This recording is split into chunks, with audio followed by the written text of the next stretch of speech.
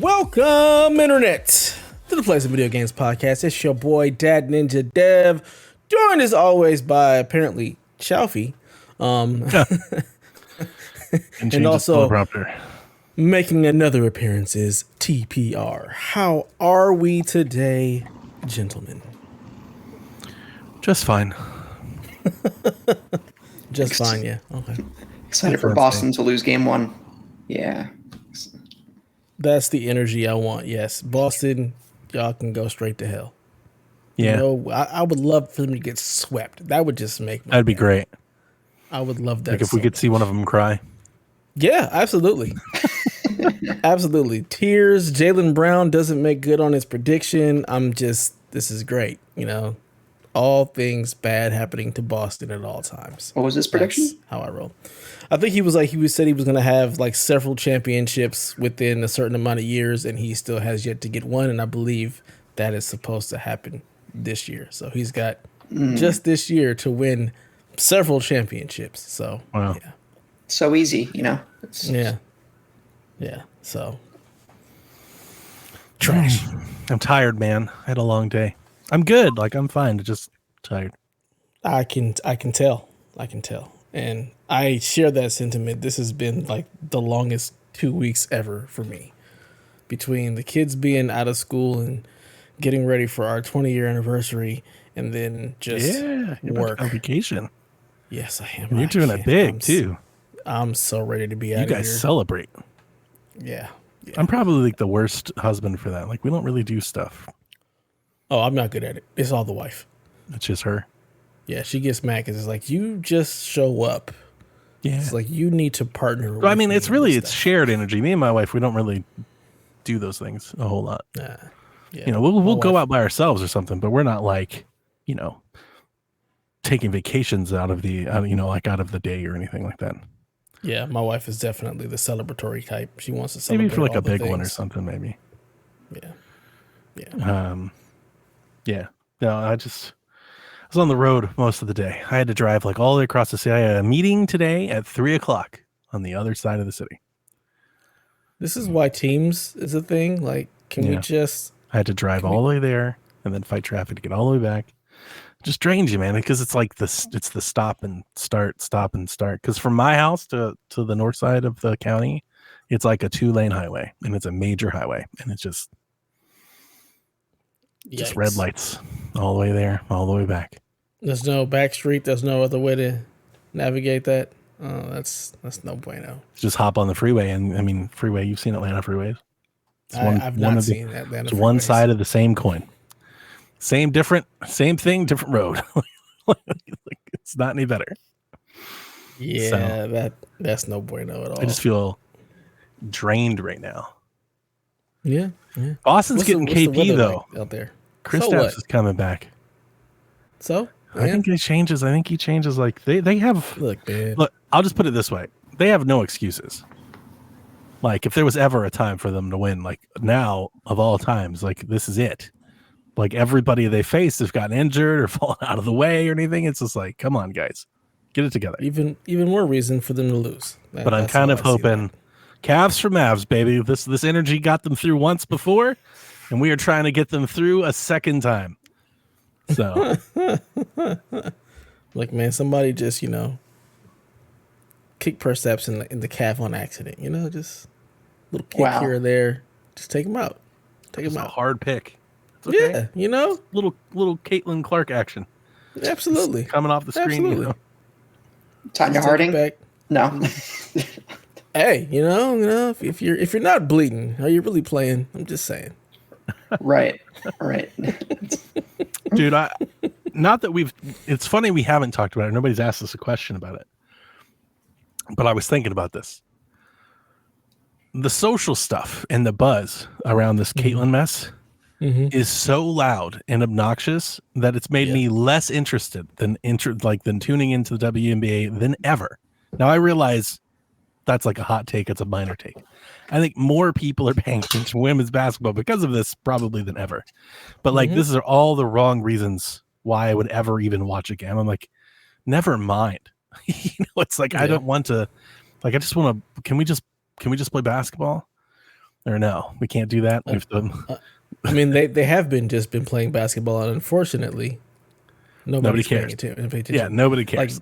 Joy Taylor Oh. Thomas had a really good take yesterday, where she was like, the only reason anybody's even now paying attention is because of the Caitlin Clark and Angel Reese thing that happened in college 2 years ago. It's like that is what made it interesting to the public, and then that is why now people are paying more attention to the WNBA. We're just like painting them Unfortunately, in different sides and like litigating hundreds of years of like trauma and stuff. Like, man, let the women play basketball.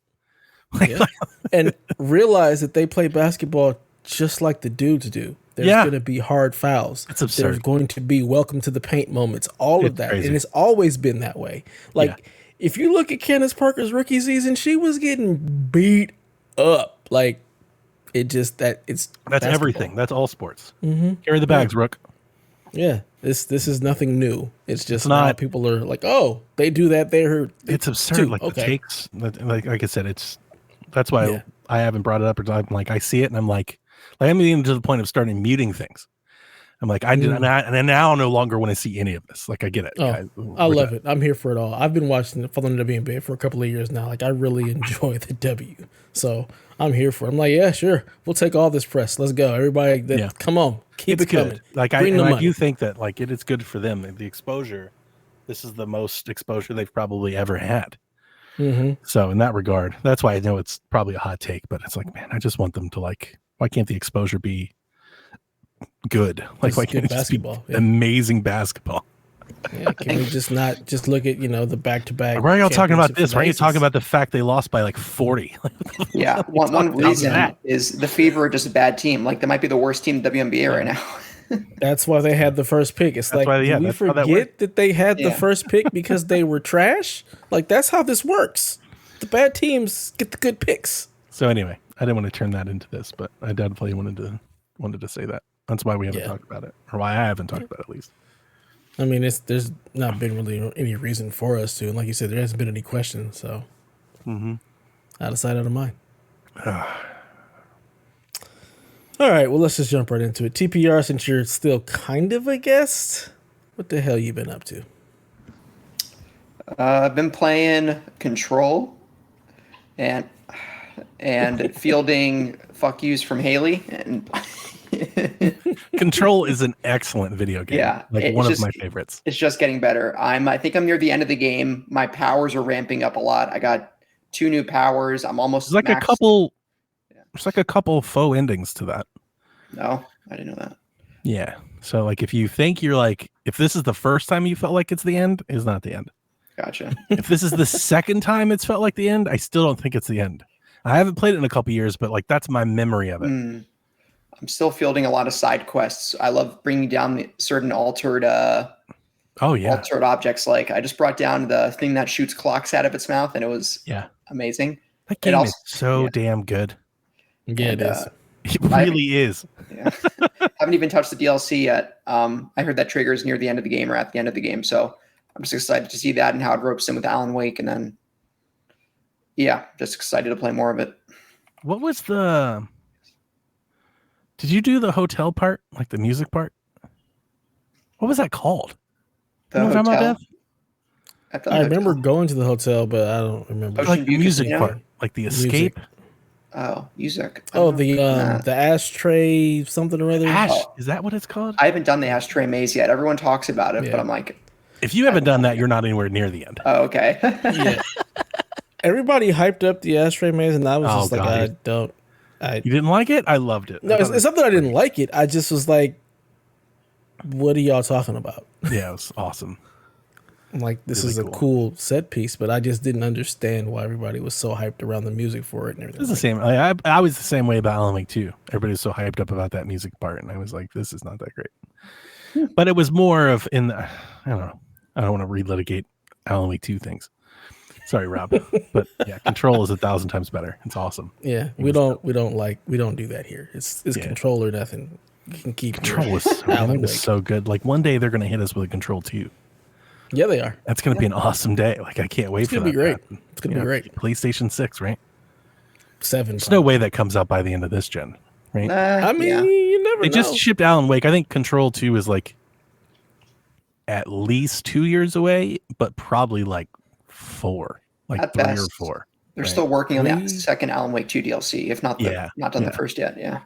Who knows? We might still be in this generation because this Hey, generation hey, really like, hasn't what, started What yet. even are generations? Like, I mean, maybe who knows? that's the next level thinking, right? Mhm. Tired is thinking that we even have generations. Like Wired is realizing it's just PCs now. There are no generations. You just buy Yeah, one. there's no generations. Buy one until you don't like it anymore, and then guess what? Buy the next one, and then keep doing that. Like, who cares? Basically. PC doesn't have generations. Nobody gives a shit. Well, sure. I mean, they don't. Like, just you said it yourself. Lots of people play on some old ass shit. Yeah, they Lots do. of It's 2060s out there. Nobody cares. still generations. They just don't Sure. care. It doesn't matter. It's not a thing. Generations don't matter It's not a thing. until you can't run the game on your old ass i7 7700K, and then you're Beauty of forced streaming. to Get get that a new one. GeForce Now going, and you're still kicking. Like, just keep Look putting here, in quarters. don't invoke D-Life. Please stop. Please stop it. That's also something we don't want to do here. I applaud your efforts, TPR. Control is a dope ass game. That it is. That it is. That thing set me off on such a path. I started playing that, and I started watching Twin Peaks, and I started playing Deadly Premonition. Like that game spanned like multiple, like it was a multimedia universe that I got set off into. It's funny you say that. I've started reading SCP wiki articles. Yeah. Secure, contain, protect. That's a lot of what Control draws from. Yeah. That big. It's like a lot. Twin It's a Peaks lot to has to be unpack. on the internet, You just kind of start to you can start to peel that onion and go down as far down the rabbit hole as you want to. And it's like I was watching. Open the door. Oh, it's great. I was watching a YouTube video, and it said the the SCP Foundation. Once you step foot inside, you'll see certain objects, like a 6-sided die that lands on a 7. I'm just like, oh, even just that, I was like, this is great. Yeah. So, I just love the intertwining, and Twin Peaks is on my list. X-Files is on my list. I bought the series. I was so into. I was just like, I need more of this. Wow. I must have missed all of this. Yeah, I remember when it was a thing because I'm that old. Yeah. Yeah. So like I spent like, I don't know, I felt like it was like a 6-month period. Like I played Control, and like for 6 months, like I just did that. I remember talking to Board of Video Games. It's like, I'm watching Twin Peaks now. Nice. Good times. Anything else you've been playing, or just digging the Control life? That's it. I think that's it. Yeah. Cool. Donnie, you got a PlayStation and are playing PlayStation games, and this is just weird. It's just weird. I got my plates. My plates came in. I took pictures. I posted them on Threads. Posted them in the Discord. I had this vision of I was going to do the dual tone thing. I was going to have mix matching plates. I see folks do it from time to time. It always seems so hip. And then I put them on, and I was like, that ain't it. Like that's ugly. It looks good in the YouTuber video that I saw. It doesn't look good on the actual in practice. But the plates that I bought were the silver plates, the sterling silver, like the gray that they call them, and they are gorgeous. Like they just give me the PlayStation 5 in these plates just give off that PlayStation vibe. Like it just looks classic. It's like the classic PlayStation gray look. I offset it with the sticker, and got to get to the flaming toast and get the stuff going, and then immediately I put and you know what it was the finish. The white plates are glossy, but the gray plates are matte, and I was like, this doesn't. That's what kills it. So I was like, all right, let's take these off and let's put them all on. And once I put them all on and have the all gray with the steel base, like the steel ring, I was like, this is it. This is what the PlayStation 5 Slim should look like. And now I've had to buy a new controller because now my controller doesn't match. And I'm like, well, this just can't stand. Christ. This, I can't have this white controller with this gray system. So anyway, I got the controller too to match, and I'll take my other controller back to GameStop. But yeah, man, I'm playing Paper Mario Thousand Year Door. I have played some Stellar Blade. I'll talk about it in a minute, but the first time I sat down and played with it, like I played Stellar Blade for about 30 minutes, and then I was going to close out, but like I downloaded everything that I had, and funny thing, Dev, I'm not sure if you haven't listened to PSXP, which I I have was not. on last week. I went to go grab a hard drive out of my drawer of like stuff that I have, and we all have like, isn't that like just a techie thing? We all just have like you got a drawer. drawer full of crap. I have a cabinet full of just tech things. Wires, You got controllers, hard jump drives, drawer. cords, Yeah. and cable. Yeah. So I grab a hard drive, an external hard drive.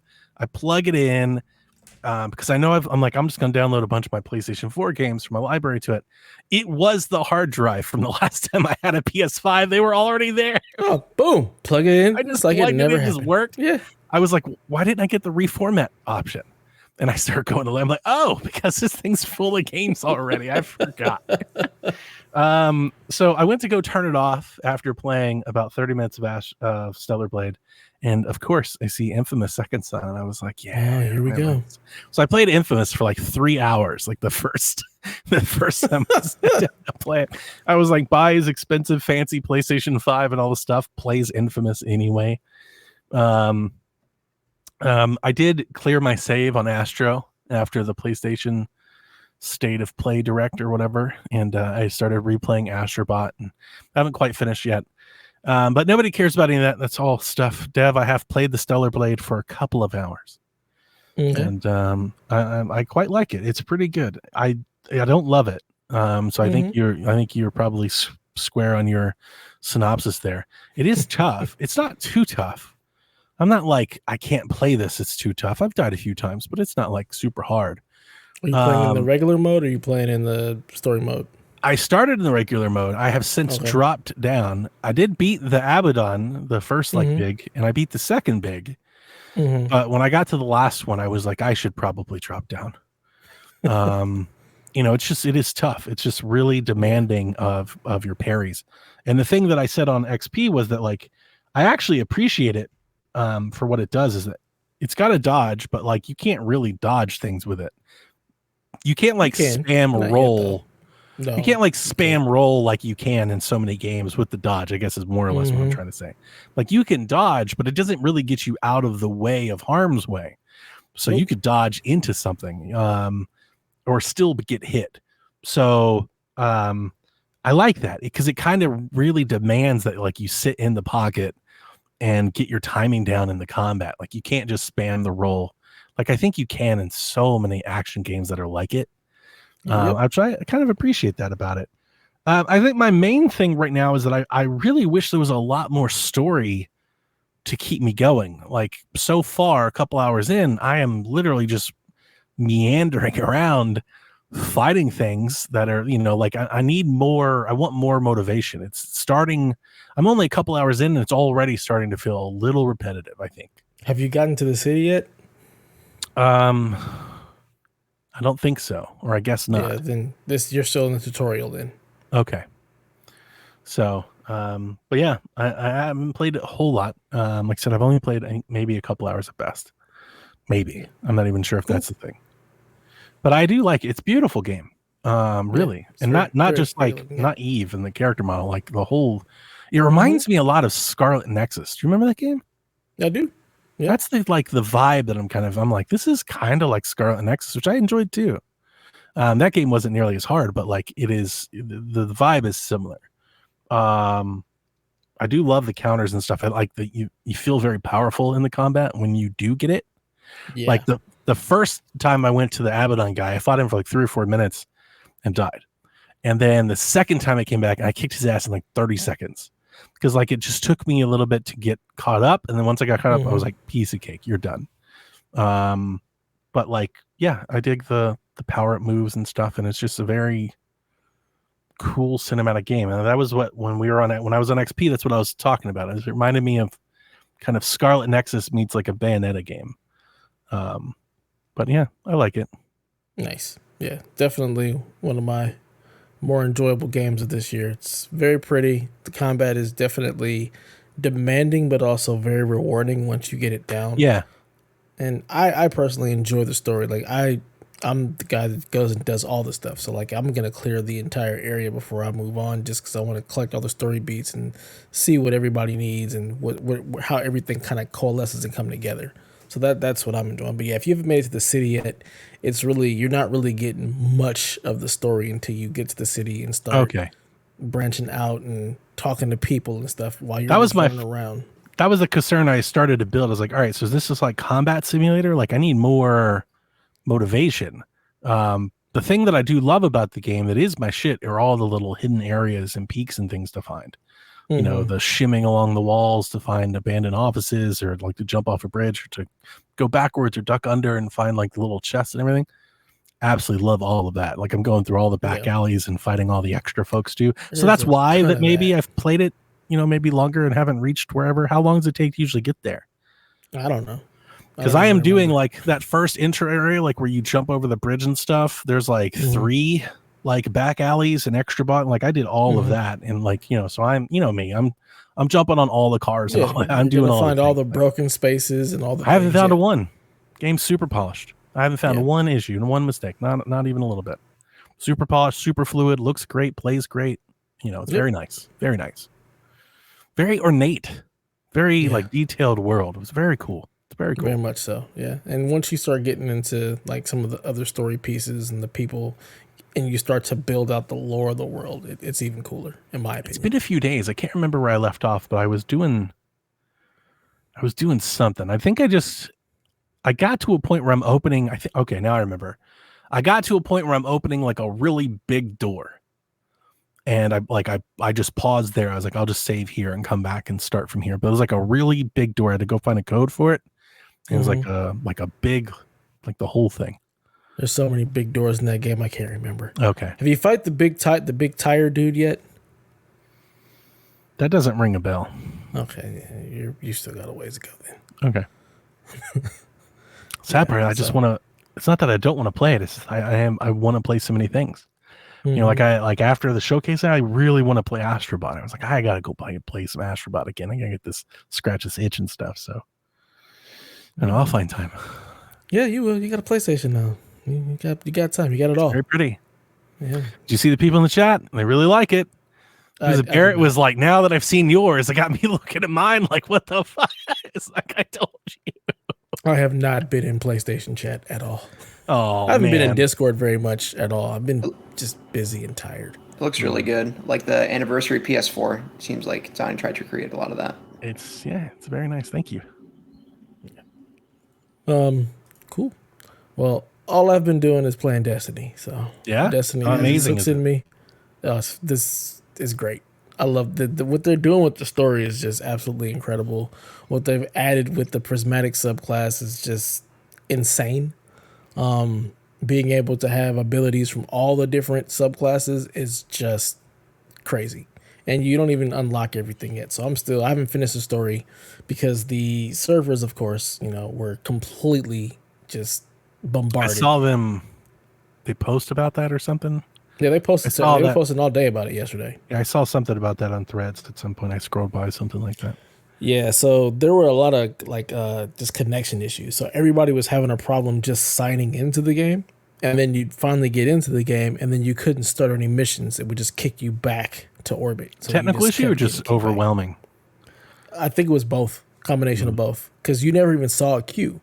So you would just be sitting there, it's like servers are being overwhelmed. We're waiting for it to normalize. Just wait here, and it'll let you in when things stabilize out. You'd finally get in, and then you'd get in, and then you'd either try to join on somebody, or you try to start a mission, and it would just boot you right back to orbit. So there was a lot of that. So I think it took me like 2.5 hours before I could even get into the game.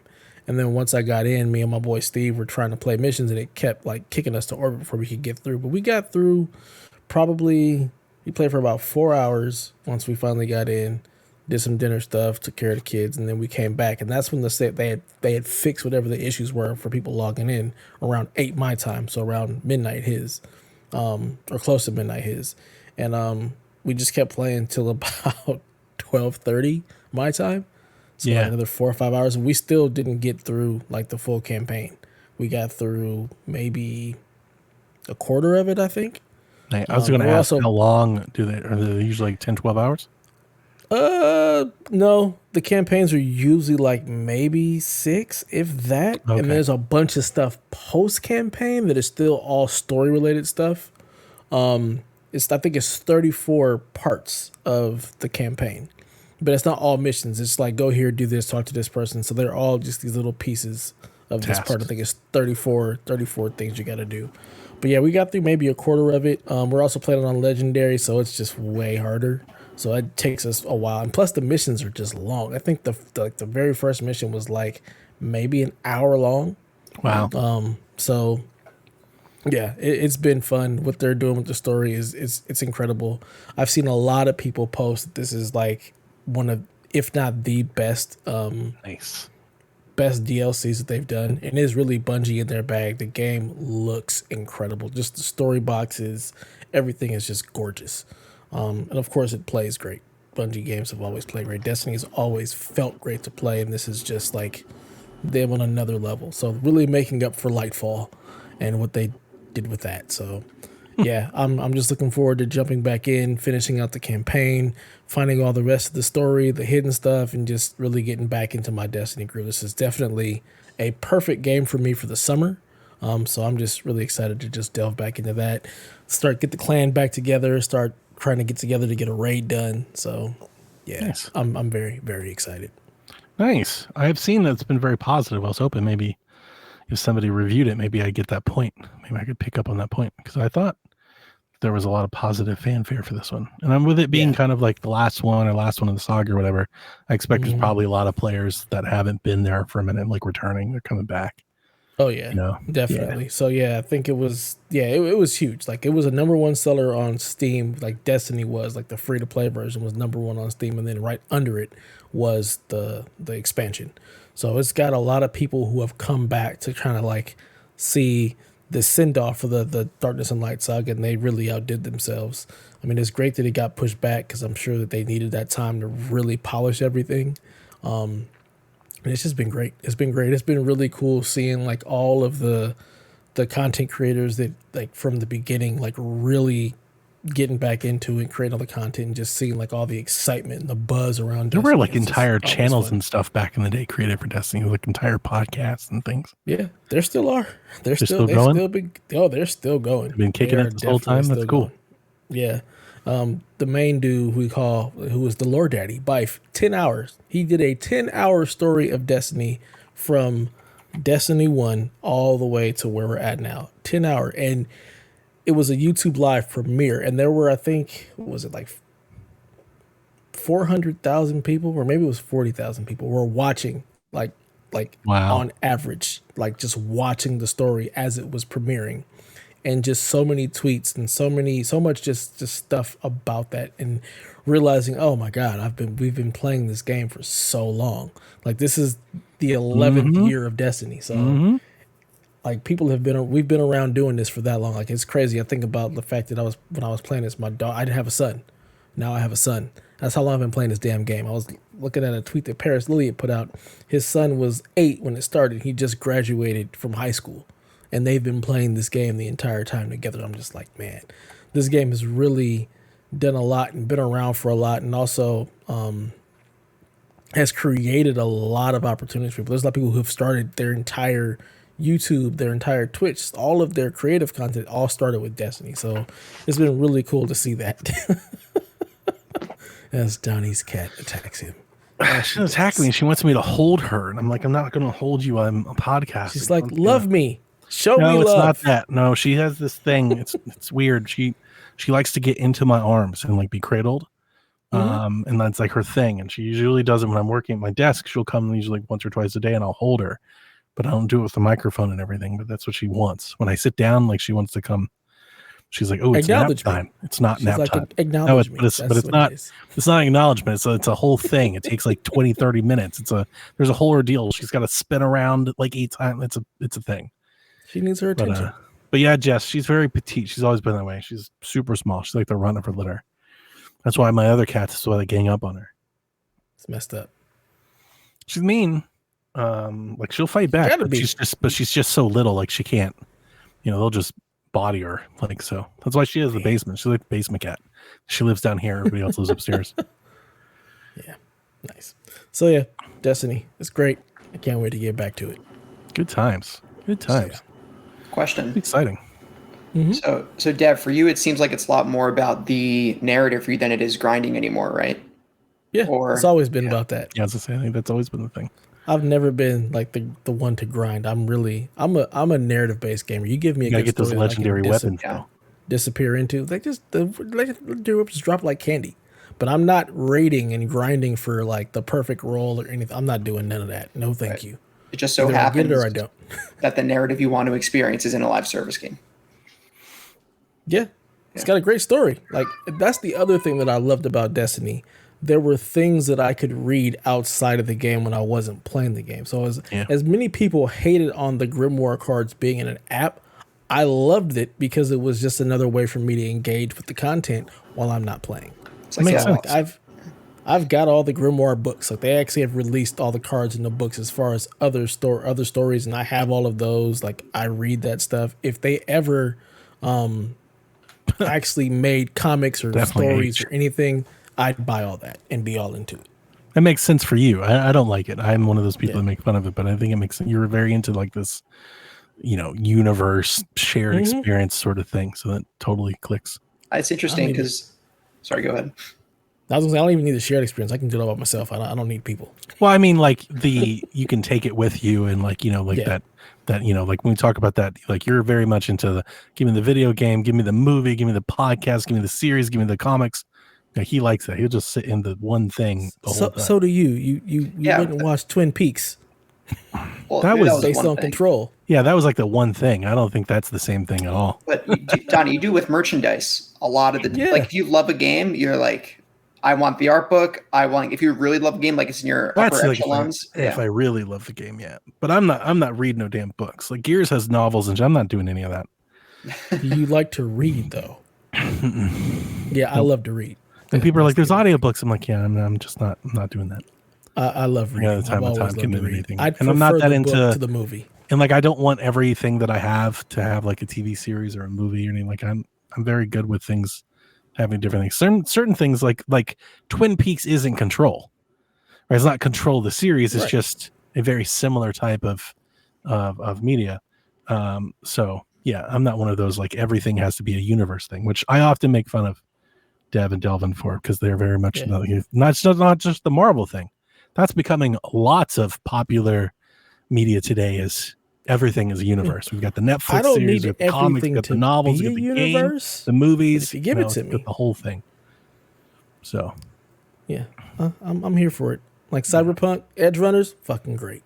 Yakuza Amazon. I don't know if we have it in the news tonight, but I didn't put that in the news, but yeah, we should I have. completely forgot about that. as a Yeah. Yakuza fan, I saw some screenshots from the set. The actor who plays Kuryu looks incredible. Like I'm very excited to see what they do with it. Nice. Yeah. I know Delvin's very excited. And that sounds ripe for a series. Like that sounds like that could be very good. Just like I'm sure the Fallout one is. I haven't watched that either. Fallout was dope. I Yes, don't I'm even sure it care was. for those games, but I loved that show. That show was awesome. All right, well, Donnie, let's get into this news. Okay. So we did have the PlayStation State of Play the day after our podcast last week. Do either of you have any thoughts? We haven't had a chance to talk about it. I talked about it a lot on PlayStation XP, so if I can drop a plug. We have a PlayStation show. It comes out, I don't know, somewhat regularly. Like it's a monthly show, It but comes like out. you may get 3 episodes in a month or 2 or 1. Like we don't really know. You will get at least 1 episode a month. I think we can commit to that, and then usually more. I think we've had 2 in like 3 weeks. But we have a PlayStation show. It's called the PlayStation Experience. It's on the YouTube channel. You can find it on the tap link in the notes. So if you want to hear us go through every single video game and everything, you can go check that out. So I've said my piece. What did you guys think about it? I mean, there wasn't anything for me there, but I thought the show was fine. I thought the show was pretty good. I thought it was a cool show. There were cool games liked it there too. for people who liked it, but there wasn't anything for me at all, honestly. Yarden wants to hear what you think about Concord. It's a video game with shooty shoot bang bang. It looks a lot like Destiny PvP, to be perfectly honest. I see people saying Overwatch. The only part of Overwatch is the fact that there are characters, but the actual gameplay itself is way more like Destiny than Overwatch. But it's not something that I'm terribly interested in. because again, it's just PvP. I'm still very confused on like who are you fighting against? Is it just all the crew of that one ship and you're just fighting each other? Are you fighting other crews? Like that was not made clear to me, and I didn't go looking for it, so I don't honestly know. Yeah. I thought that, of course, Astrobot looked fantastic. I thought it was a Amazing. decent show. Wait. And also Silent Hill 2. I don't know. I saw some people kind of ratting on it. I don't know. Not some people, a lot of people. I thought it looked amazing. All right. I never played too. the game, and it looks like, I don't know, Resident Evil remake tier stuff from what I can see, at least engine wise. I don't know. Maybe that's overselling it. Yeah, but I think that is over. Like, it's not going to look as good if you put those two things side by side. And there's a very simple explanation for that. One of them is Capcom, with a lot more money invested into these projects. And the other one is Bloober Team, who have licensed the IP from Konami to make the game. So, like, yeah, it's just not. It's not going to be like that. But either way, I'm fun to play that game for the first time, considering how revered it is by everyone who's older than me. It's a trippy. It's a different game. They often all get like lopped together, like the survival horror. Silent Hill is very trippy and different, you know. But it looks really good. I mean, it looks quality. I give it that. I have a lot of hope that was like put back into my logic on how people, because like the people that are hating on it, there are the regular haters, but like it is like that gaming Twitter crowd. They're the one, like the influencer gaming Twitter YouTuber crowd. They're the ones like, this looks like shit. And if you read any of their thoughts, they're all like, this looks like shit because it doesn't look as good as Resident Evil 4. And I had a lot of faith restored when I went to Reddit, because I've been in the Silent Hill Reddit for a long time, and all of them are like really excited. And they keep showing a lot of screenshots and like, this looks really good. I don't understand. And that's what it is. It's a different crowd. You know, and that's okay. That's their prerogative to have that assessment. But if you are looking, and I was thinking about this,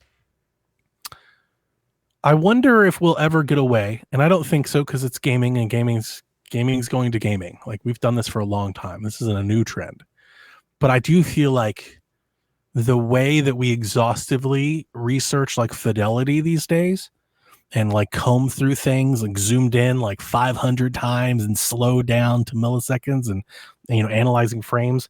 Like, I wonder if we'll ever get away from the concept that like whenever a product is announced, it has to be the greatest thing we've ever seen to be decent. You know, like everything has to be better than the last thing. And it's like, no, it really doesn't. Like, yeah, that game was great and looked amazing. This game doesn't look as good, but it still could be really fun.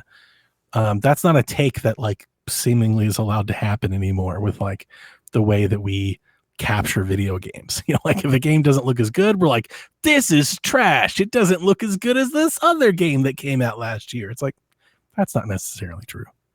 You gotta blame the devs and publishers for pushing fidelity, and that's fair. Like, it used to be about gameplay and fluidity, and then all of a sudden they were like, but we can make this look like this and turn down the gameplay and make it 30 frames. And then that's where we've been chasing this. It has to look a certain way versus the game needs to be fun.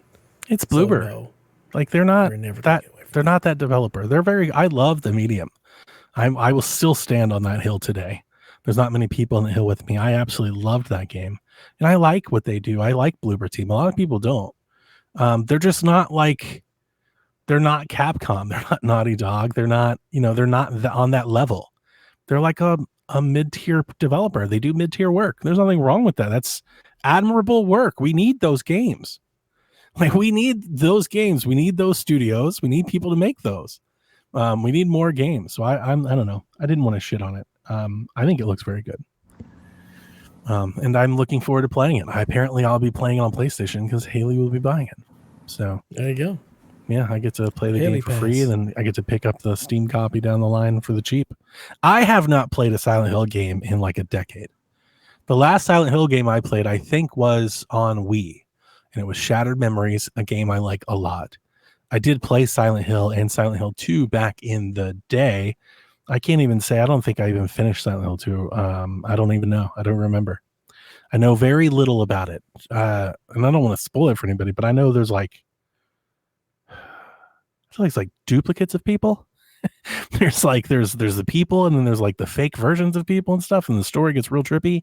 If my memory recalls, and somebody can tell me if that's way off base, but like that's kind of like my vague memory from the days when I played, back in my day, when I played Silent Hill 2, guess what? Their faces didn't look anything like this.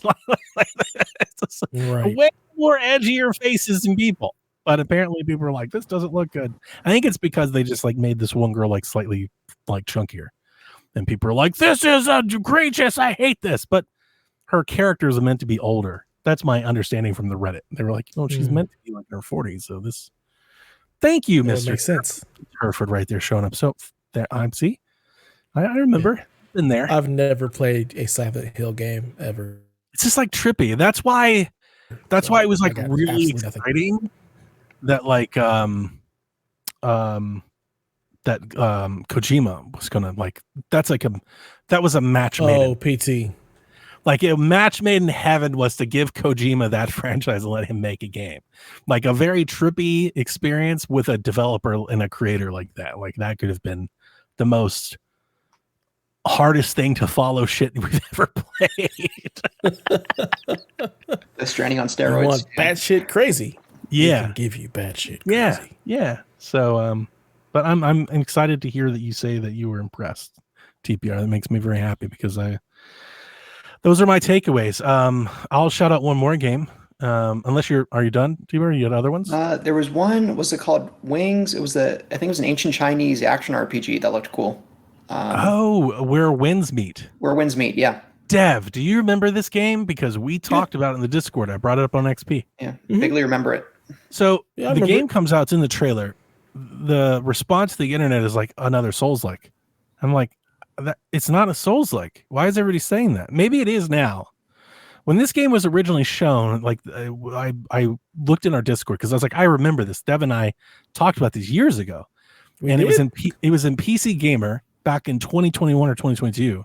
This was like that MMO Assassin's Creed game where like they were like you can play the story or you could like become a merchant and like sell stuff and like do all this. And I was like, we were talking about it back then. It was a very different pitch, or at least when they talked about it in concept, it was very different than what the trailer was portraying. Maybe it's changed. It's been a few years. Maybe now it is a Souls-like. But when people saw it, it was like, that's a Souls-like. I'm like, I don't think it is, though. I can read the website. I think it's more aligning with what you're saying, Donnie. Explore a land ravaged by war and territorial disputes where political intrigue, power struggles, and epic battles shape the course of history. Will you embrace your destiny as a young martial artist, uncover the secrets of your identity, and forge your own path in an era of boundless possibilities? Enter an unparalleled free open world. Yeah, and it's not an MMO. I want to be clear. It's not an MMO. It sounded like they were trying to make something like that because they were talking about the time. They were like, you can rebuild the city, or you can like become a merchant, or you can become a trader, or you can actually go forth and try to complete the campaign. It was just very open and like this open world Assassin's Creed type thing. And then, they show the trailer and everybody's like, blah, blah, it's another Souls-like. I'm like, I don't think so, but I don't know. I'm very interested in that one as well. I'll definitely be playing that one. It seems more similar to maybe a Witcher 3-esque experience than a Souls one. Yeah. Ryan, you got to get on Threads, man. I would like to talk to you more often. I would like to show Ryan my PlayStation. I'll have to send you a DM. The other game that I would shout out is Dynasty Warriors, which was shown. The new Dynasty Warriors, and I thought it looked amazing. I can't wait to play that. That's the best Dynasty Warriors has ever looked, and they've never looked great.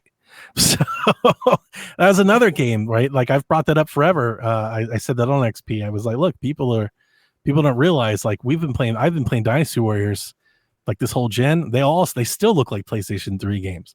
Like Hyrule Warriors looks like some shit ran on PlayStation 3. Like this is a big glow up for Dynasty Warriors, like huge. So I'll be all in on trying to play that. But I like the show. I know a lot of people were less impressed or underwhelmed, but I thought it was a very good show. And here's the other thing, Dev. Again, not to keep plugging PSXP, but I actually went to bat for Concord. When I saw Concord, I was like, this looks like a very good game. Like, Yeah. I'm not interested. It's definitely not a game for me. I don't play these sorts of games. But like the production look quality, the gameplay looked good. I was like, this looks like a well-made video game. Sure, it might be derivative of other franchises or other game styles, but like that's nothing new to video games. Most Right. games are derivative of other franchises or other things. So like for me to see the counter to like burning that game on, like lighting that game on fire, like I kind of dug in and became the contrarian there. I was like, this is unfair. Like we keep bitching about I wanting agree. new IPs and new things, and here we are, we get this, and you're all just throw your arms up and hate it. Like, I don't know. I didn't understand it either. I thought the game looked dope. It looked great. It looked polished. It looked like it's gonna play well. I mean, I understand it. Maybe you don't like arena shooters. Then the game's not for you, but like, that's no reason to shit on it. Like, I don't understand. Yeah. And that's why I didn't understand all the ire against the show.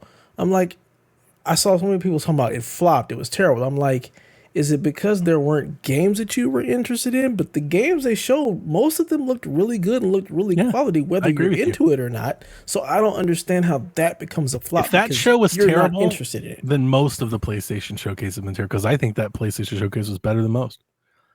Yeah, I thought it was a great show. Yeah. I mean, like I said, there's nothing there for me, but I still thought the show was good. Yeah. Okay. So we have some other news. PlayStation VR 2, their PC adapter has been announced.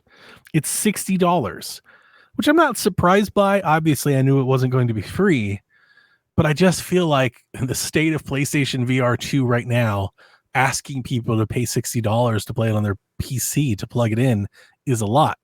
And then you read the fine print and you realize that all of the functionality of the PlayStation VR 2 is disabled when you use it on PC. Yeah. It's literally like just a viewer. Like you can't do, I wrote all down, you can't do HDR. It doesn't have headset feedback. It doesn't have eye tracking. The adaptive triggers don't work. The haptic feedback won't work. Like, what are we doing here? Just trade that bitch in. Why would it?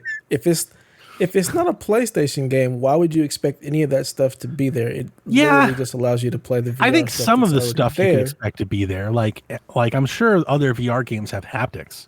It may not be on the same level, but I'm sure you could turn it on, you could use it. My thing is like, well, I don't understand why can't you just plug it in? Why don't they just release drivers to support it so you can just plug it in without buying an adapter?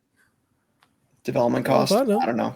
And then the other thing is like, yeah, I mean, I don't know. Like, VR 2 has just been a disaster, right? Like, this has just been really, really poor. Sure. It's not something I pay any attention to, so I got nothing. Well, I feel bad because, like, I know, like, John, he likes it, and I don't want to take away from him liking it. It just really feels like, like, if you've bought into this thing, you've spent $500 or more to get in, you're not really being given a whole lot for it. I feel like if you bought into it, you knew exactly what you were getting. Because I agree with you there. Sony I think that's fair. And you bought it because you like VR and you have a PlayStation. And you saw it the first time. Like the example was there. We told Delvin before he ever bought it, we were like, you just saw what they did. Now, they've done it worse with this one, but we did, like, the template was there. We knew if it didn't take off that they could pull the plug. We knew this could be a Vita type situation, and it's worse than that, but like it is what we thought it could be. You're right. And I mean, now those of you who have a PC and you have PSVR, you can buy this $60 thing and go ahead and plug it in and play your stuff that's on your PC using your headset. So I mean, I still think that's great for somebody who has a PC that can run VR games. Like Delvin TPR in our chat, Delvin, somebody brought this up. Yeah. And we made fun of him because we know Delvin doesn't have a PC that can run VR games, but apparently he thinks he does. He came into the chat and told us we were wrong. God. I think he has a laptop or something he thinks he's going to run VR games off of. And he let us know he was wrong, and it doesn't work. No, he's going to plug it into his Steam Deck, guys. That's what's going to happen. All right, and then.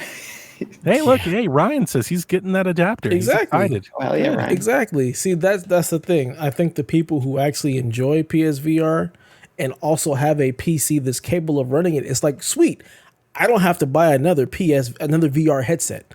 Now I can use the one that I have and play all of these other things that I've been missing. I can play Half-Life Alyx now. So Yeah, I think that is really what it is. It's about, for those of you who enjoy PSVR, we now have this thing that allows you to enjoy even more things. To be perfectly honest, how much is a Quest? Which one? So here's the thing. The one that Quest plugs into the 2 computer. Quest 2 was $99 today. I got an alert and I was like, "Oh man, maybe I should get another one." I think Quest 3 is $399. Okay. Because I'm just wondering, Quest like, 3 is the new one. Like that's the new cool awesome one, I think. Check that. Yeah. $399, $499. I think it's $399. Yeah, I think this cable is gonna sell more than people think. Just because Really? it's like, oh sweet, I don't now think I can buy this cable that and many I'm PlayStation good VR to used use my PC. That's $499. I don't think they sold a lot of the headsets to sell enough adapters. Right. I don't think there's a lot of headsets, but I think they'll probably sell more adapters than people think. Like, that's the thing. I don't think Like it's just going to 12 go out or- there. Like, 35. okay. Maybe 40. Maybe 40 on a good day, Rob 3000 is about to do it. He's about to buy I would PSVR 2. assume I would assume the amount of Right. people that bought PSVR 2 are mainly console players. That's the reason they bought it. So I would put the ratio probably like between 10 and 20% of the people that bought PSVR 2 might pick up an adapter. Yeah. Like it's a real niche thing. But I wish they would have turned on all the things. I wish you could have had the same experience on PC. If it was possible. I don't know if it's possible. I think what will have to happen is the developers are going to have to add that into the games. Like, that's the thing. It's going to have to add support for that type of stuff, because you don't even have like good haptics. But like in the PC headset games. tracking, the eye tracking, that's just in the headset. It is, but I think there's something that has to do with the games. Because, like, for example, when I used my DualSense playing like PlayStation branded games, the haptics are nowhere near as good as they are on the PlayStation 5. On the console, Like, there's 'cause just there's something the inherent development. to the console, that has that stuff. Okay, fair enough. Well, if you're excited for the adapter, we wish you the best. Speaking of Concord, due to an Australian listing, people are suggesting that it looks like the game could be $40. So pretty nice. And speaking of that, this is probably even a looser pool. To a Japanese retailer has listed Astro for pre-order. And if you extrapolate from that and do the conversion, it looks like Astro might be $60. And I say that like with a question mark because like it's a loose, we don't know. I'm just saying it could be. So those pre-orders go live in 2 days, I think. And it looks like maybe we could do Astro for $60. I'd be happy to pay. I'd pay $80 for it. I'll give them. I was pay $100. so excited, Dev, when I told you that I wanted to get it, that I believed in that this Astro was going to be the big game, and boy, was it! It looked incredible. Cannot wait. So very excited. Like Astro, yeah. You just deleted something. So Yeah, it was the moving on. Destiny stuff that I'd already talked about. Okay. So this was originally in the rumors. We hear rumors about this all week until like right before the show started. Octopath Traveler 1 and 2 are on Game Pass right now. Like you can just go download and play them.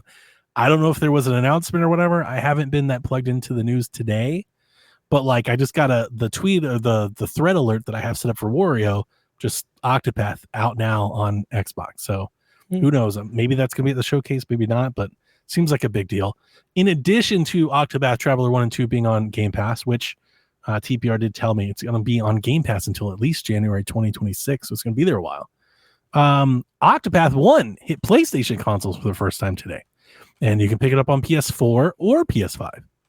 So again, your cross generations, generations mean nothing, continues to pay off. I mean, Octopath Traveler can run great on probably PS3. True. Yeah. I mean, it runs great on Switch. It's a beautiful game. Just not my sort of thing.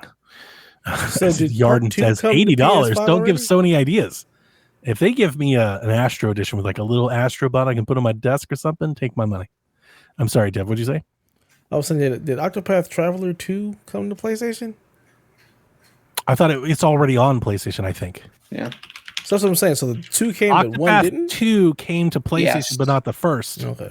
And both are on Switch, right? Switch got them Yeah. both. Yeah. Yeah. But then Xbox got the first one, I think, but not the second one. Lord Yep, have mercy. it's true. What are we doing? So now doing they've got here? now they all have both. Now they all have both, and if you're on Xbox, you can play them in Game Pass. You have to buy them. So Square Enix, lacking sales when you delay this, multi-platform, they're going multi-platform, and there's the proof in the pudding. They said they're doing the thing. Obviously, this week we named the podcast the Combo for the Storm because this week our Summer Game Fest mess kicks off. So just a reminder that Friday we have the Day of the Dev Showcase. IGN Live kicks off. That's a 3-day event all weekend long. We have a Devolver Direct Dev Friday. Yes, we do. So we get to hear new Devolver stuff. Hopefully get a Plucky Squire announcement. They're unveiling a new game from the Hyper Light Drifter folks. They're unveiling a new game at the Devolver Show. So please be excited. Saturday, Future Games Show and the Wholesome Direct. Sunday, the Xbox Showcase, which means we will be recording a podcast that evening. Probably theme it Xbox Empire something, but we'll just go out on the PSVG feed and we'll have a podcast on the YouTube channel that evening, not like right after. We're not live streaming. We're like live reacts. We're going to do a podcast Sunday night. And then there's also a PC gaming show, which I've enjoyed the last couple of years, also on Sunday. And then Monday, in their traditional E3 slot, Ubisoft will follow up and hit in there at some point. And like that's just like the highlights. There's like 18 other shows that I don't understand, like the Future's Future indie collective developer on Mars Tatooine show and all that. Like, I don't even know that. I know, Yarden. I don't know if it's the timeline, but I messaged Dev. I don't think, Dev, you said like it didn't fit in your schedule and whatnot in terms of recording over the Devolver show. Yeah. It doesn't fit the schedule. And I don't want to do it without Dev. Like last year I did it without Dev and it was great with Sean. It was cool, but I don't want to do it without Dev. And it was the same. The tradition ends. Sorry. But we'll have the podcast for you. Speaking of Sean, look out for that. Hopefully it'll be really great. Some headlines before we get into a lot of rumors, because of course 'tis the season. The ROG Ally X launched. You can pre-order, you can order it. I think you can order it now. It's $800, of course. It has twice the battery capacity. So you'll go from like 50 minutes battery life to like 2.5 hours battery life for most games. And there's like, look, you can go read about all the different things. It's not that much different. It's the same processor, the same screen. It's black. It's got like some slight adjustments, but it's mostly the same thing. But $800. $800 for a better battery. Listen to me. $800. Like I bring this up all the time. I would be furious if I was PlayStation right now. I'm like, how the fuck do they get to price things at $800 and we don't? Look at this shit. It's running our game terribly. And they're selling them for $800. So I wonder if PlayStation is, there's lots of rumors.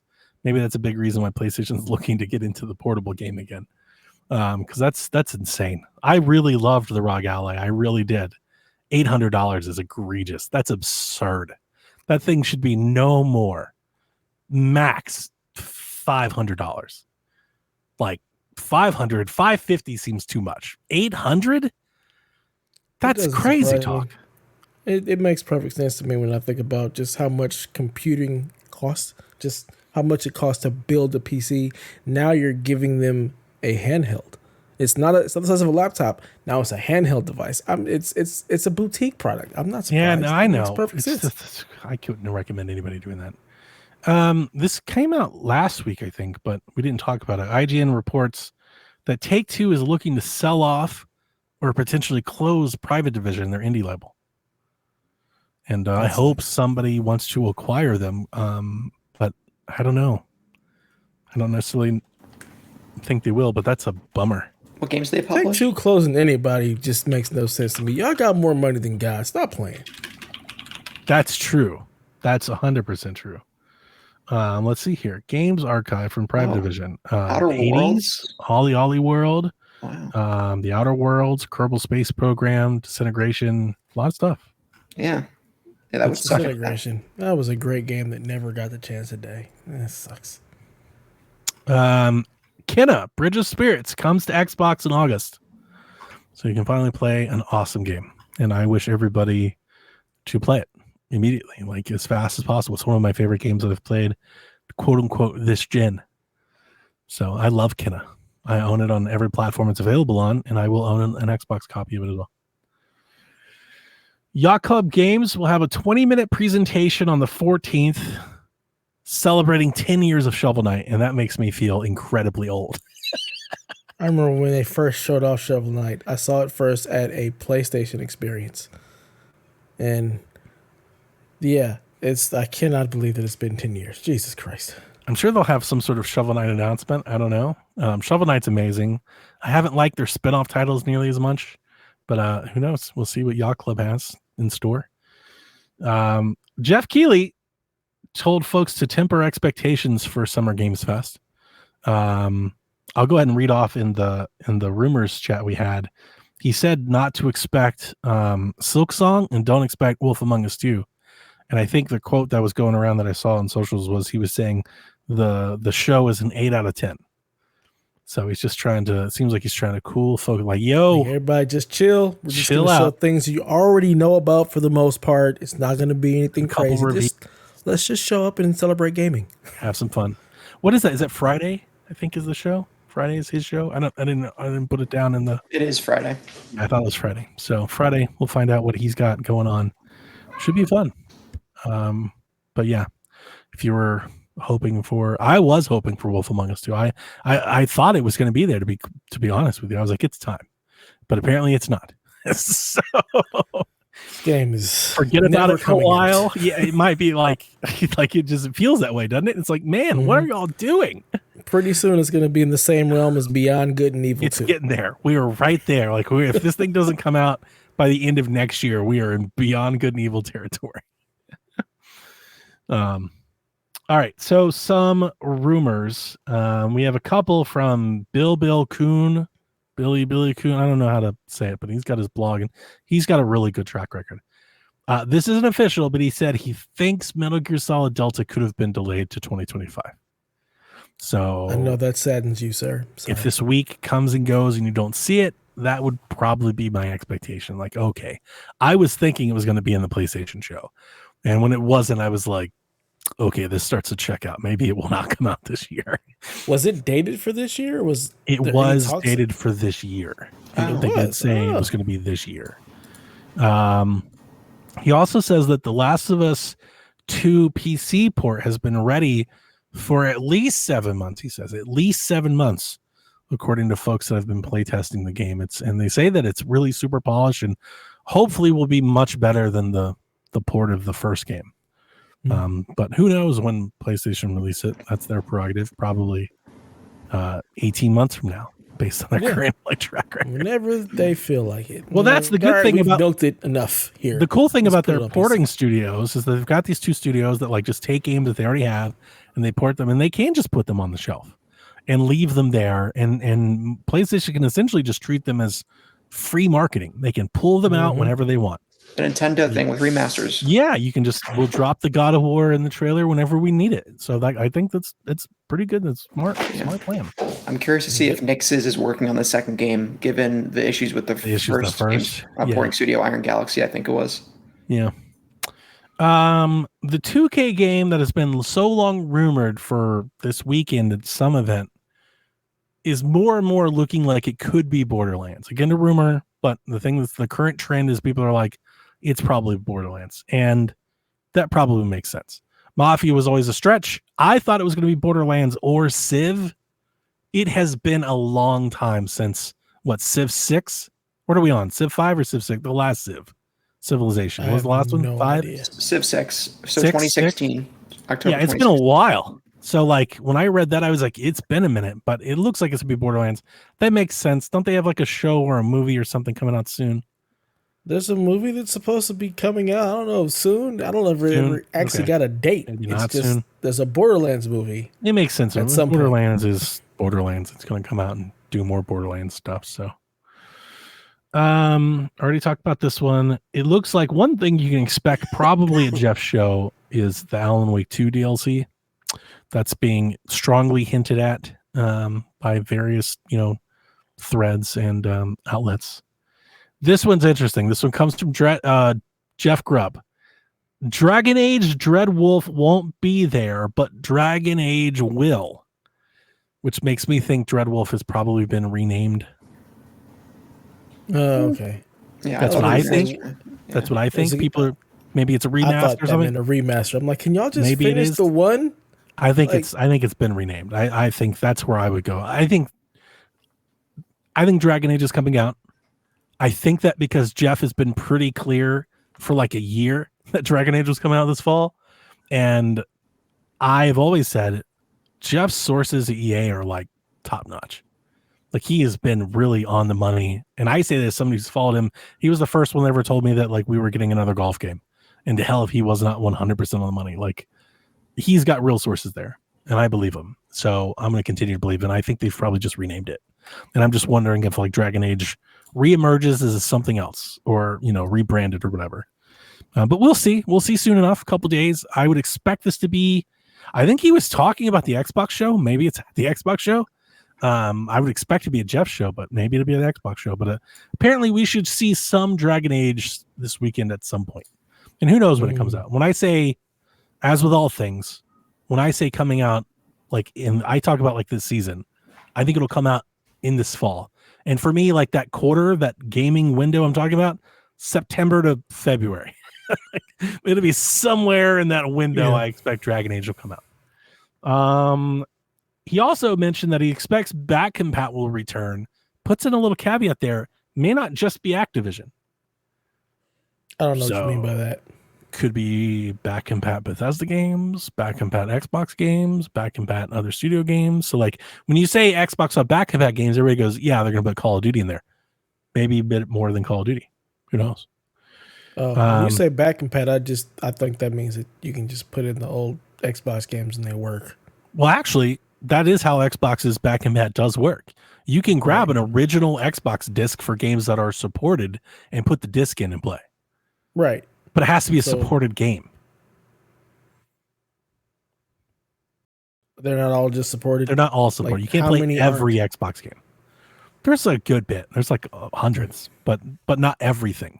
Like you can't grab like an Xbox disc of I don't know a game. I'll say like Spider-Man 1 or whatever. You can't grab that and put it in there. It has to be in like an approved list.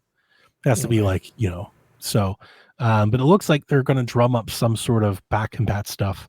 He says they expect the show to be 2 hours long with over 30 games. That's a lot. That's a long show. It is a long show. Although by like old Sony E3 standards, that's not long, right? Those shows, their shows were super long. Because you also had that whole like the bit where they put in all the numbers and all the crap we don't care about. So the 2 hours for live performances, games. It's like, remember they used to talk about like, oh man, I get so nostalgic for like old E3 stuff. I know we always do this, but you remember they used to talk about like their Sony music service. Yeah, man, nobody wants to hear about that crap. You remember Phil Harrison coming out and talking about PlayStation Home and shit? Like it was the shit we used bathroom to break time, man. That's like my hope for AI. My hope for AI is that it's all of that shit. Like this whole AI craze is just groove music again. And like in years we'll look back and be like, that was some stupid shit, wasn't it? Mm-hmm. I don't think it is, but that's my hope. 2 hours. Oof. This has been making the rounds, I'd say, the past 48 hours. There is some speculation. I don't know how credible it is that Xbox might tease a handheld. Like have some sort of official, we're doing the handheld thing. As long as they don't charge $800. Let's go. Well, that's true. $800 is a killer, I think. I wonder what that means. Do they just like show a silhouette of something and be like, we're working on it? Do they say like it's launching next year? Like, what do they mean by that? Surface Mini. I don't know. Yeah. I mean, what won't piss off Xbox people? Or the other people that hate Xbox. We talked about this, right? I think the Portal is a natural way to go. I don't think they're going to go that way. So like the question is either they're doing their own or they're rebadging somebody else's. Now there's like 8 of these devices out there right now, right? There's like 20 more coming. There's ridiculous. Like 8 allies. There's the Claw and there's like the Zontac that just came out and then the Ally. So I'm like, do they just grab one of these companies and they're like, we want to take your thing, mold it, put our own launcher on it and call it ours and we'll license it. Like I'm expecting them to potentially rebadge one of these, I guess. Yeah, there was also a bunch more, I think. He's in whatever price. Of course he is, because he thinks it's going to stream and it's probably not going to be what he $800? You would buy an $800 Xbox handheld, D-Live. That's insane, Daniel. Yeah, I do think partnering with the ROG Ally makes sense. I could totally see them being like, this is an Xbox Ally. Sense. And we did our own launcher that you don't have to work with Asus on. And if it's $800, that's crazy. And then the last rumor before we get into the Rude segment is that there is a rumor going around that Xbox will shadow drop a first-party game. When this first happened, like when my immediate reaction was like, I would do that with the Phoenix collection. Like if you're going to do Gears of War, like remasters, I was like, well, these are old games that are already available, that are already enhanced. Okay, you shadow drop them. But then I started thinking about it, I was like, well, that actually doesn't make sense. Gears is a huge franchise. They probably would have some sort of collector's edition, probably have some sort of Lancer and controllers and shit. If that's true, they probably want to market this. So I don't think it'd be Gears. I think it'd be something much smaller. I don't know what they could be. I've seen speculated, maybe Killer Instinct, maybe like a live service game, maybe one of their second party projects like Towerborn or all of those things. Maybe. What about Halo on PlayStation? Yeah, you think they just shadow drop that? They have a PlayStation shadow drop the day of. That would be Hellblade on PlayStation. Boom. Just do it. That'd be great. I'd be here for that.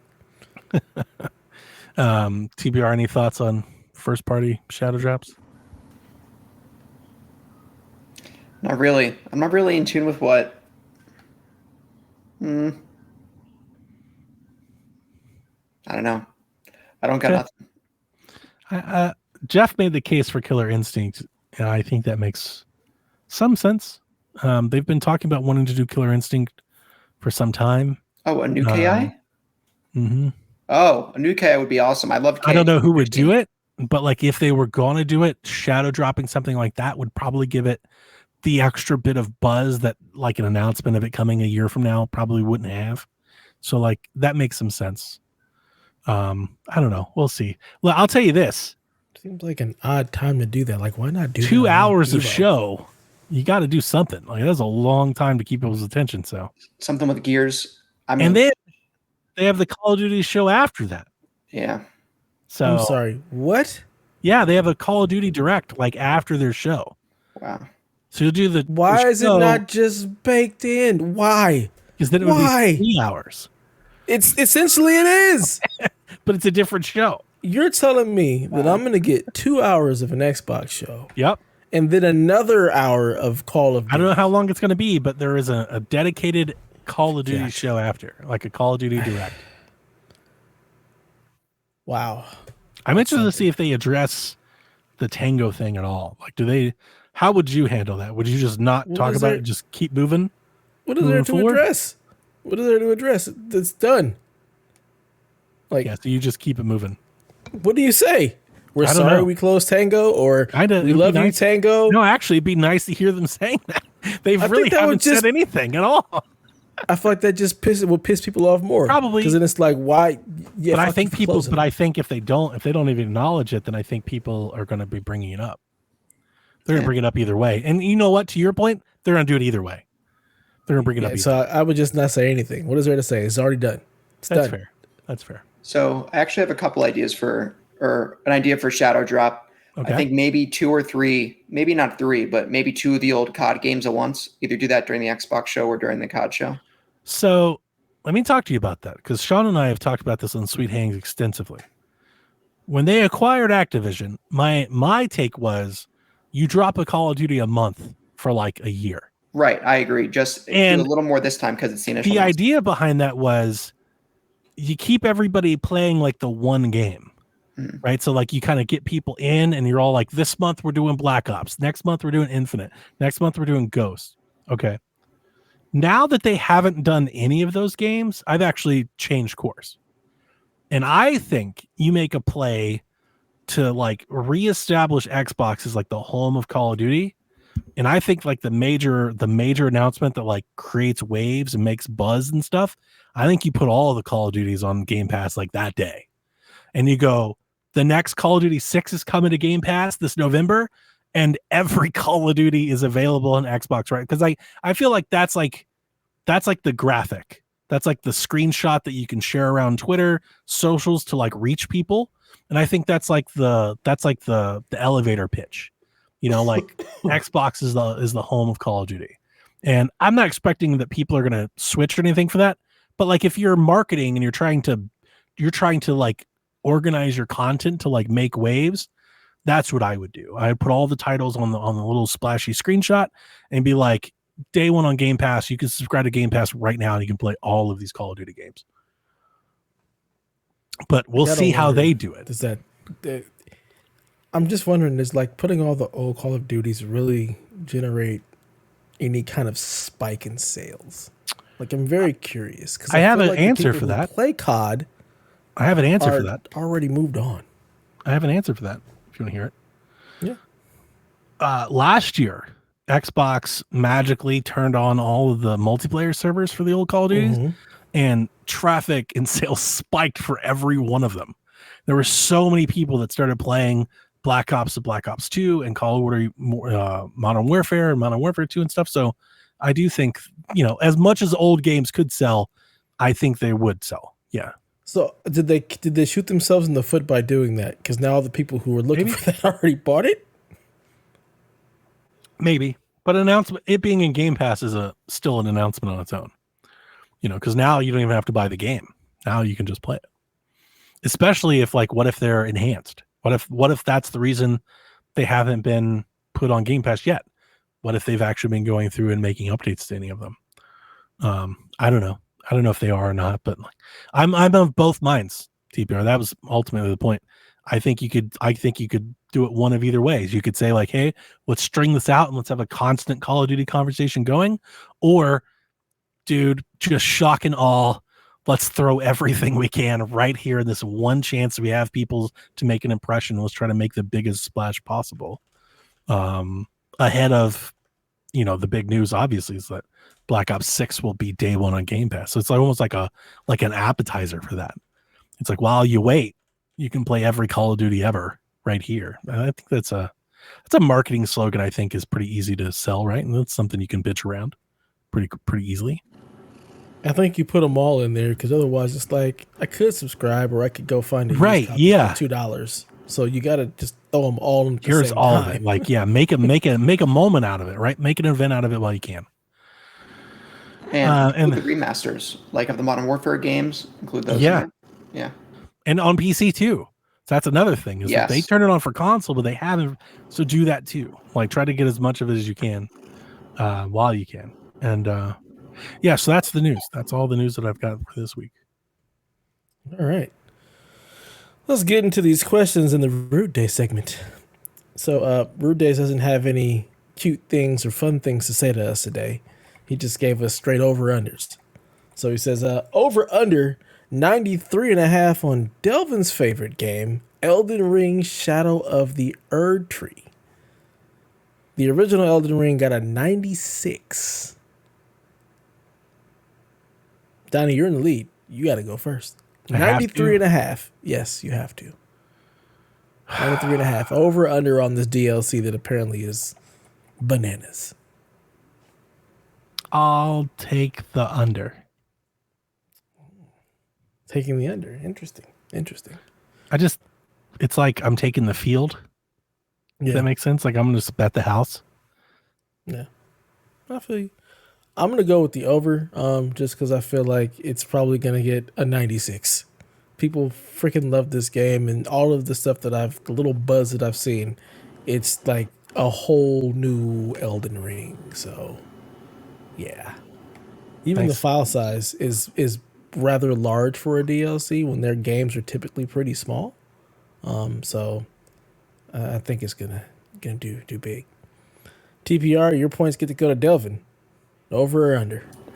I think it's going to be under. I look at all the past Souls DLCs. I don't think I've seen one that went over 93 on OpenCritic, Metacritic. So just from that, but I think it's still going to be great. Just not quite 93. Yeah. Okay. Over or under 2.5 of these 4 rumored announcements or trailers will be shown at the Xbox Showcase. A rumored handheld announcement, a Gears Trilogy Collection announcement, a new Fable trailer, and a new Perfect Dark trailer. Over or under 2.5 of those being shown. There was a lot of talk last week that Perfect Dark would make an appearance. I still don't think that game's anywhere near coming out, but apparently it might show up again. I don't want to, but just based on all of the evidence that we have, I'll take the over. But I don't feel good about it. But I'll take the over. It's 2 hours long. They got to fill it with something. Bunch of old stuff coming to Game Pass. That's going to be like 10 seconds of the 2 hours. Nah, they're gonna go into detail for everything coming. I don't know. Like, I don't feel good about this because like this Gears trilogy thing might just be vaporware. There's no evidence to suggest that this exists. I don't expect Fable will be here because Fable was there last year, and I think they want to give Fable some time to breathe. But I would love to see Fable again. I would love to see like a 2-minute gameplay trailer of Fable. Like no frills, no cut. Like just, you know what I miss, Dev? I want to see somebody fucking walk out with a controller and play the game. That's what I miss. Like, why can't we just go back to doing that? Yeah, I don't need all this production and shit. Like, I don't need to be trying to decipher what's real and what's not and in-engine. Like, just have somebody come out, grab the controller, start playing, and you zoom in on the screen they're playing, and I'm good. That's what I want to see. That's what I would love to see from Fable more than anything. But yeah, I'm gonna go out on a limb here and I'll take the over. I'm gonna go with the under, just because I think that's it's smart. Xbox. I think it's smart. Yeah, we're going with the under. That's a lot of stuff, and yeah, I don't feel like we're gonna see Fable. I feel like this Gears trilogy thing has been floating around as long as the Metal Gear Solid remake that has not come to fruition. Longer. Yeah. Longer. So it's been a long time. Nah. I don't buy it. TPR, you gonna buy that for $1? I think there's going to be a handheld announcement and the Gears Trilogy announcement. The question is if I think there'll be a new Fable or new Perfect Dark trailer. Yeah, my cat has something to say too. Shh. I'm thinking. If you think Trilogy is there, then I would tell you to take the over because I think Perfect Dark's there. We'll see. The show. I'm on the one where I don't know if Trilogy is real. I don't know if that's a thing. I don't think so. I don't know. I don't. Not that I don't think so. Well, he said Trilogy Collection. I was thinking more remastered Gears announcement. If they remastered, I think those are the same thing. Well, if they, for example, if they remastered them in separate entries, it wouldn't necessarily be a collection yet. Like if they say we'd have to go to the root. I would suggest that you would still get the point for that. If the Gears 2 remaster they announce, you'd count that? I would. Maybe the Rude wouldn't. I would. Like if they announce like they've already remastered Gears 1. So if they come out and they say we've remastered Gears 2 and 3, I think those are the same things. Even if they don't go and we're going to sell it as a collection. What do you think, Dev? I kind of agree with you, but it's really going to come down to whether or not Rude does this. Yeah, we do respect the Rude. My thing is you don't remaster 2 and 3 to pair it with 1 if you don't turn on all of that multiplayer again and do the Halo thing. So like if they're going to remaster Gears 2, you might as well do 3 and do the whole damn thing. You know, like it doesn't make sense just to do that. So and my whole thing, I've been on the fence as to whether or not we even want this because the old games have been they're X enhanced and they're so good. But 2 and 3 are not on PC. That's it. It's a PC play more than anything else. Yeah. So if you're going to do it, they're going to make it a trilogy and they're going to put it on PC for that very reason. So yeah, I think if they are doing it, I think that's the only reason they're doing it is for PC. I think I'll take the under on this one. It's a toughie. I think it's smart. Yep. I'd be more hopeful than anything else. I should take the under. I should switch just so I don't lose the point. But you got points to spare, sir. You got lots of points to spare. Yeah, I'll be different. It's fun. Playing with house money. I'll take the crazy one. All right. Well, there you go. There you have the segment. We'll find out the answer to some of these questions very, very soon. Mm-hmm. All right. Question time. Stingray X says, if you could bring back a gaming peripheral from the past to be revived and improved, what would it be, And why? Bring back light guns. Yeah, okay. 100%. They're not the same on controllers. They're just not. They're better with motion controls. They're awesome. And I miss kind of on-rail shooters. They're great. It's a fun thing that we used to have, and they've all just gone away. We just don't do them anymore. And I like them. I like them back. And like when I first started gaming, I liked it. And I liked it in arcades. I liked it on NES, and I liked it on the Wii and on the PlayStation 3. Like, bring back light gun games. Give me another light gun. Like, how awesome would Splatoon be? You know, like I miss the Resident Evil Chronicles games and shit like that. Like light guns. Light guns are cool. I'll just let Donnie have that one because I've never had any peripherals other than Rock Band guitars. Bring back Duck Hunt, you motherfuckers. Do Duck Hunt, you cowards. Duck Hunt. I'm thinking. Link's crossbow training. Fuck yeah. Crossbow training was cool. God. It was so good. Oof. You know, screw it. Why not? PlayStation Move. Let's see some do the motion Move. control PlayStation got games that. again. Well, we guess at Controller PSVR does 2. that. Yeah, VR is that. Yeah, That's all what right. The that all controller became. does that too. So All right. That's How true. about Wii balance board? Switch balance board. Let's see it. Okay. All right. Mario Surf. Use it as a balance board tech demo. Pikachu surfing. You can Or see it. Pikachu nah, Wave man, race. bring back TNC Surf Design. Screw Pikachu and nah, man, TNC Surf Design. Let's bring that back. If we're gonna do that, bring that back. Yeah. Yeah, you're right, Ryan. It was not the same with the gamepad. That was terrible. I think that would be fun. You know, I need a zapper. There you go. Light guns and surfboards. That's what we're bringing back. Yeah. Okay. Oh wait, I have one more thing because I have nostalgia for it. For Nintendo consoles, the Action Replay.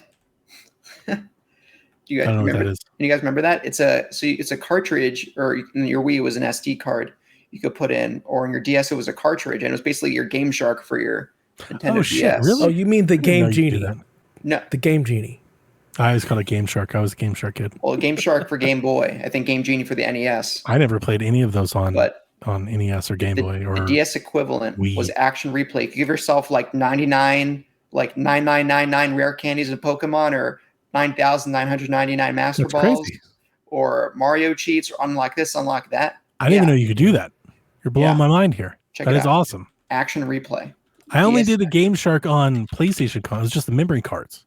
Anything you could insert the memory card into. I didn't know you could do it on the. So the Action Replay would go into your DS, and your cartridge would go into the Action Replay. So it would be a That's what the Game nested Genie was. setup. Yeah. That makes that makes sense. And they had one for the Wii too. You put it in the SD card slot. Dude, the Nintendo handhelds are like full of that Frankenstein like Yeah. snap-on shit where you could just like add all these components to it and make the damn thing like 8 pounds heavier. Like, here's the battery pack and the light, and it's like, why don't you just make the damn console? Like, you got piecemeal it to us with all these different attachments. Yeah, it was great. A 100% magnifying waves. glass. Yeah. That's crazy. Cool. Free to Play Joe says the hype is building up for the weekend. I'm excited to see new games. How hyped are you for Summer Games announcements?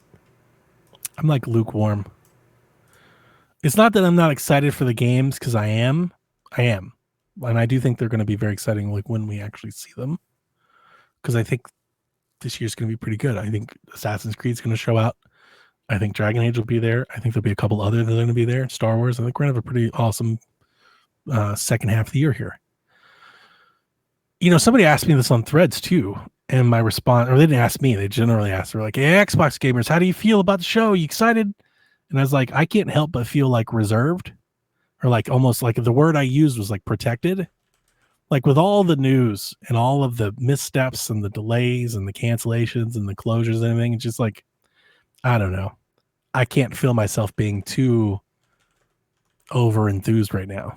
Like, I'm sure that'll probably change when I see Gears, and I'll be very happy to see Gears. And even with that Gears hype, like, I still don't know if I can't like unseparate that, unlink that.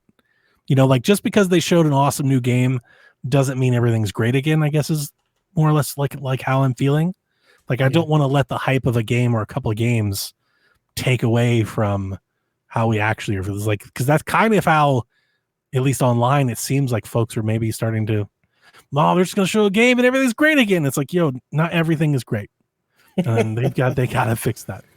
Yeah. So that's kind of where I am. I'm somewhat lukewarm. Like, I think generally, as my name precedes me, Eat the Hype, I generally this time of year would really try to bring the energy and get people going. And I think this year in the last 10 years might be at my lowest. If that's to put you in a, like, I'm still excited and will be excited when I see the games. But there's a lot more to it than just the games. Yeah, I agree. I'm kind of in that same camp. I'm just like, okay, I'm here. I'm probably not gonna watch very many of the shows. I will probably watch the highlights, and I think it's just I'm in a place where I am just tired. So, if something is announced that's cool, I'm excited for it. But to be perfectly honest, I'm just like, just show me what you got to show me. But there's no real hype going in. It's just more like, without E3 kind of pulling it all together, it just doesn't hit the same. There's 37,000 different shows. So it's just like, I'm just going to wait for somebody to put something out that excites me, that I can be like, oh, that looked cool, and then talk to somebody about it. But otherwise, it isn't the same. like, I agree with you. It's not the same. It's really not. But I am excited. I think the Ubisoft show will be really good. I think the Xbox show will be really good. I don't know about Devolver. Devolver show last year was good, but not like Devolver good. Mm-hmm. Like there's Devolver, there's like good, and then there's like Suda 6 good, and that's like Devolver 6 good. Last year's Devolver show wasn't Devolver 6 good. It was just good. So we'll see. PPR? Yeah, I guess I'm not as excited to watch the show as I was in past years, but I'll be excited to read all the I get genuine enjoyment going through the chat channels in the Discord, seeing new link, here's what was posted, and like in real time, people going through, here's this, here's that. It's fun watching other people's excitement and seeing the announcements on a list. So I'll be excited. Yeah, and I will be in the Discord. I don't think I'll watch. I don't know if I'll watch the Jeff show or not. It depends on what I'm doing. I don't even know what time it is. Depends on what I'm doing on Friday. But I will be in the Discord for the Devolver show, and I will be in the Discord for the Xbox show, and probably the Ubisoft show if I can be. I'm not taking off work, but if I can have it up on a screen while I'm working, I'll be there too. Yeah. We're just getting too old. Legit. Right? Like I don't want to speak for you, TBR, but like I do kind of feel like I'm like, it's kind of like maybe a younger generation's game at this point. It's like, yeah. Well, I don't know. Now I'm working. To follow. I gotta work. I'm working full time. Like I'm morphing. Like I'm in that intermediate stage now from recent. You were like 6 years ago. You're not there yet, but you're getting there. so it's like I am getting tired. Like I'm trying to do. I think I have other interests that are growing that aren't just video games. Like I don't think I'm as invested in following gaming shows I am now as I was a couple of years ago. Part of the reason is I make so much content around games now. It's like I already cover so much. It's like if I do more, I might burn myself out. So like I have to straddle that line. Yeah, I've been there. Yeah. But and there's too many damn shows. It used to be like there were 5. We need an agenda and a rubric and stuff. Yeah. Yeah. You had the big 3, EA and Ubisoft. Like that was really what you were looking at. Right. And it was all now it's 37 shows. Yep. And the shows, again, to your point, you say like you had the big 3 and Ubisoft, but Ubisoft and EA are massive compared to like the 19 other shows that we get now. We get a lot of shows full of games that I don't want to say, I'm not going to demean them at all, but like they don't make waves. They don't have a lasting, like people don't notice them. They don't see them, like there's a bunch of those games. And I do watch them because every now and again I find something in there that I really like Cookie Cutter and things like that. Like I still watch them. Like I'm going to watch the Future Showcase because last year's Future Showcase was awesome.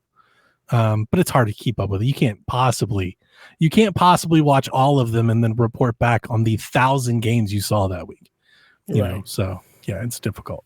It's tough. Yeah. All right. Tyler says, I got the best marketing idea for Xbox. Listen up, Phil. So we got Lego Mario, right? Well, the best way to advertise a new Banjo-Kazooie should be Lego. The worlds and characters, Gruntilda's lair would look so sweet. It would print money. What do you guys think? I think PlayStation beat them to that punch by all accounts and purposes. I've never played a Banjo game, so I don't even know. Like, I'm just speaking of, there's the widespread rumor for the last month that PlayStation is primed to announce a Lego Horizon game. Yeah. So, and that might be something that happens this week. Who knows? We'll see. But I don't. I mean, I do think. No, I take this back. Lego works for Banjo because of nuts and bolts. Like Banjo, they made Banjo nuts and bolts, and it had like a creator thing where you could create cars and stuff. It was very like almost like Breath of the Wild. It had its own like little physics and fusing system, and that totally could just be Lego. You could just do that. Now, does anybody care to buy a Banjo Lego game?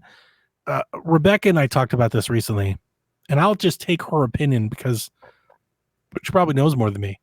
I was asking her, I was like, what do you think Banjo would do like if they announced a Banjo game? I was thinking in my head, I was like, could it do 3 or 4 million units? She was like, no. She was like, maybe 1 million, which kind of surprised me. But she might be right. I don't know. I'm not in the Banjo like demographic, but I think she might be more right than I am. You know, like Metroid didn't sell as many as I was thinking. And I'm like, that probably has a little bit more cachet than Banjo does. I know that there's a Banjo community. I know they're devout, right? They're fervorous. They want something, but like, how big is that community? I don't think it's that big. And like, and you think about applying something to like Lego, how casual, wide reaching is an IP like Banjo? Like, if you see that on a shelf, like how many kids want to pick that up to play? I honestly don't know. Yeah. So I think a platformer makes more sense. Just a standard, good old fashioned platformer. Just do that with Banjo. Yeah. And if that does numbers, then maybe we talk about Lego games. Yeah. Like what they did with Crash like 4, do that with Banjo, and then we'll talk about it. Yeah. I'm thinking about other Lego stuff that could be cool that they haven't done yet.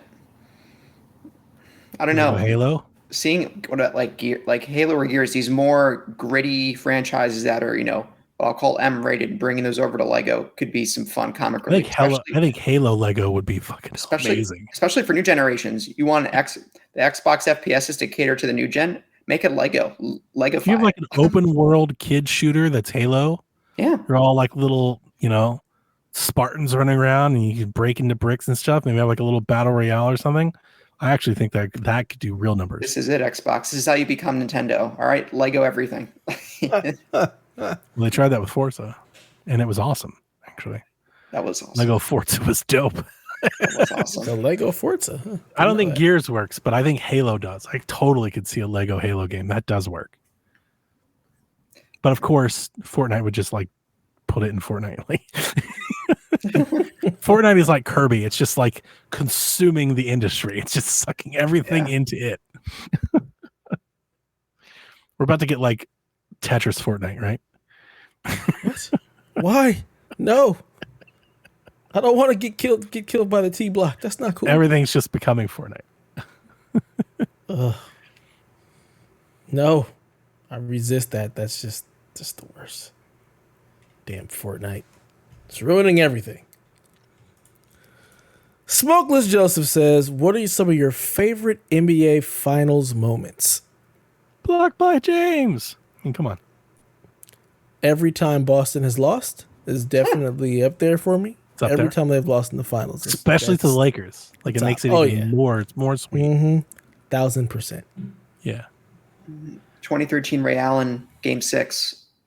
And I think they were in Miami at the time. Yeah, they were. I hated that one. I liked it much better when the Spurs just played the Heat right off the floor and won that one. That was like a big boy. That was such a great exclamation point to like their dynasty.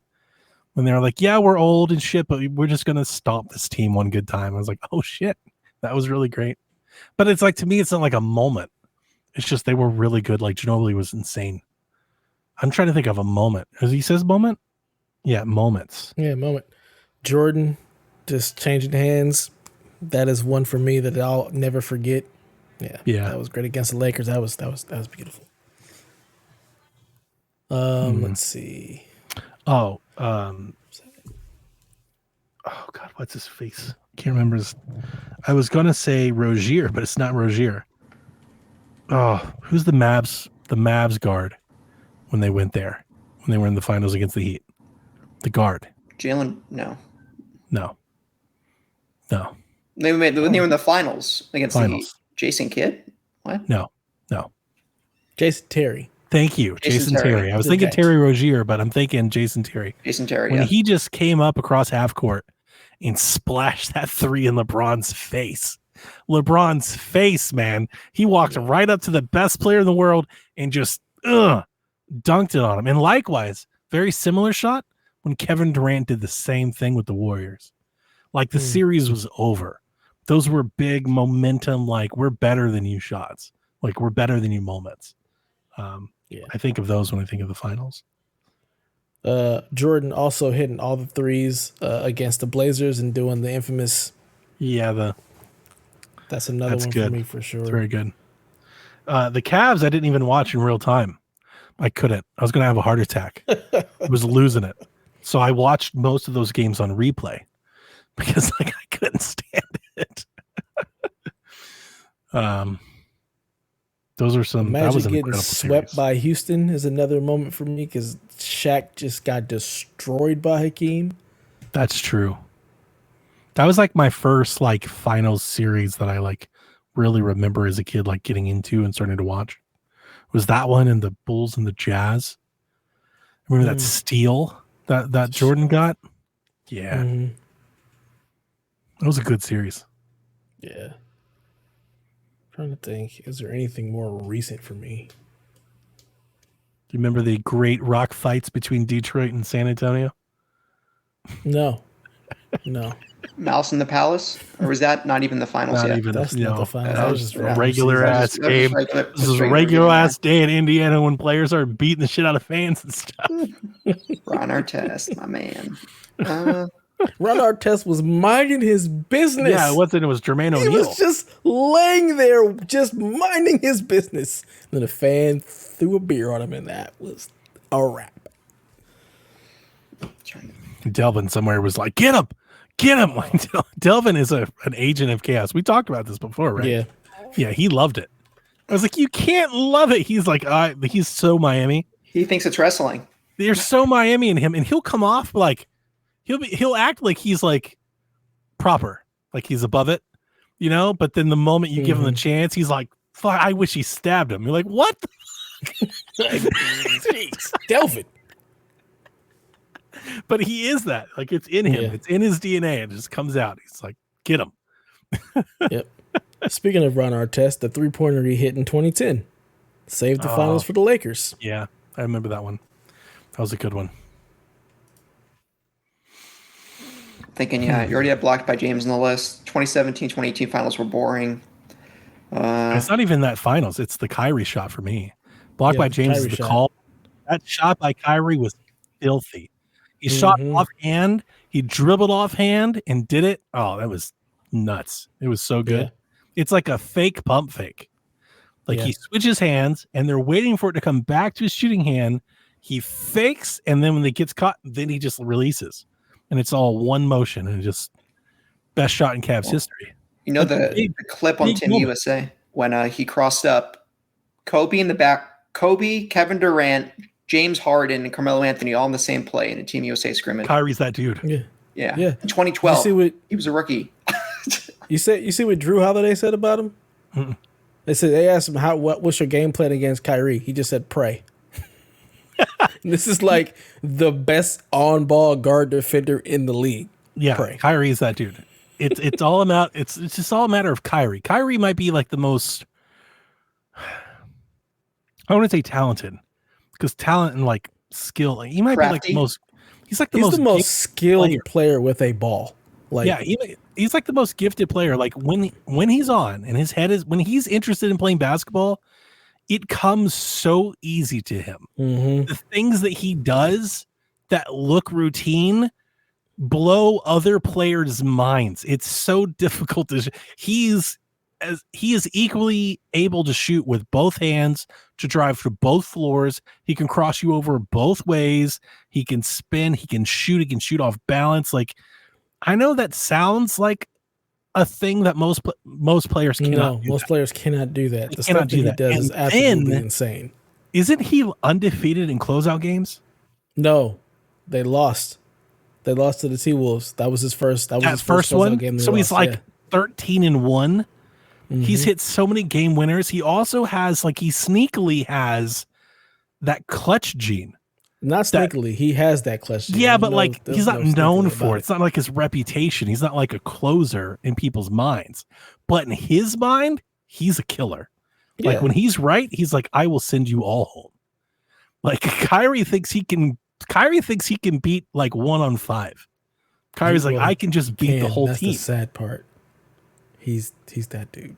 He is very, very good. Like when other players look at him and they're like, how does he do that? And not like regular players, like LeBron and Kobe and shit. They're like, how does he do that? And the thing is, I don't want to demean him or anything, but he's not known as that. Like LeBron's a machine every day, work out 3 times a day, all the time. Like any of his teammates are like, the guy never stops. Like he puts in the effort and the work to get anything he gets out of it. By all accounts, Kyrie isn't. Like it just kind of comes to him. Like he works and stuff like everybody does. I don't mean to demean him, but it's not in the same level that the greats do. And you almost wonder if he had it like that, what he could be, because he just kind of is like that dude that rolls up onto the gym and just starts throwing it in from everywhere. Right. Like, what? Sneakers unlaced. It's very easy to him. It comes very easy to him when he's interested. Yeah. Just ridiculous. Last moment. Iverson stepping over Tyronn Lue. Just gotta throw it out there. Very good. Because that was great. As a resident Sixers fan, how could I forget? It's probably your only moment. I hated watching your lifetime. Those Philly teams. Love watching AI, but those Philly teams were brutal to watch. Dev, you're correct. Because I wish I was around for Dr. J, but I don't get that privilege. Dr. J, Barkley, yeah. You weren't around for any of the good Sixers. Just Iverson and whatever the hell they are now. Dikembe, Eric Snow. God, that team was great. Hey. Was it Dallenberg for Obinet? Is that right? Am I remembering that right? I don't know about Dallenberg. There was the Andre Iguodala era in AI's late prime. That was great. Mm-hmm. Was that his Didn't prime do or was anything. his Golden State time his prime? I'm saying No, AI's no. at the end of AI's prime. That was also at the Iggy's end of prime. AI's prime. That was Iggy's prime for okay. sure. Yeah. That was Iggy's prime for sure. He was I don't know, but- old man. He was like old vet with Golden State. I wouldn't perfectly say that casted, was though. his- Perfectly casted, absolutely. Perfectly but I wouldn't cast. say that was his prime. Playmaker Iggy with weapons was Iggy was an all-star when he it was a with big AI. problem. Around He was a real 2010, problem out 2011. there in Golden State for a while. He was really destroying teams. Mhm. He also Yeah. had a great transition from athletic to veteran defender, mastermind, Passer. and passer. Mhm. Yeah. Yeah, I loved it. Absolutely. All right. I miss AI. This is He was crazy good. dope. Yeah. Mhm. Just if he had if he had got to Melo earlier or vice versa, if he had gotten a wingmate earlier, really could have done some damage. Or didn't face the Lakers in the finals. And when the league, for a moment there, the league was right after that Lakers run, the league was ready. It was prime for somebody to come and take it. That was his time. Right. But the team just wasn't there. Yeah. He was out Yeah, there with trash. 4 bodies that play defense. And as Basically. a Cavs fan, I understand the feeling. We also had Eric Snow and Donnie Marshall. Yeah. I was get going to it. say, I look at those teams, I'm like, how the hell did they make it to the finals? And I'm just Larry like, it was AI. Hughes. How did LeBron make it to the final? It was just LeBron because, you had scrubs. We had Z, Larry Hughes, Donnie Marshall, Ira Newble. Yeah, I remember those teams. There's no reason for that team. That first team that made it, and it was 08. The got Spurs. swept by the Spurs. Yeah, they had but no, beat there the was Pistons. No purpose.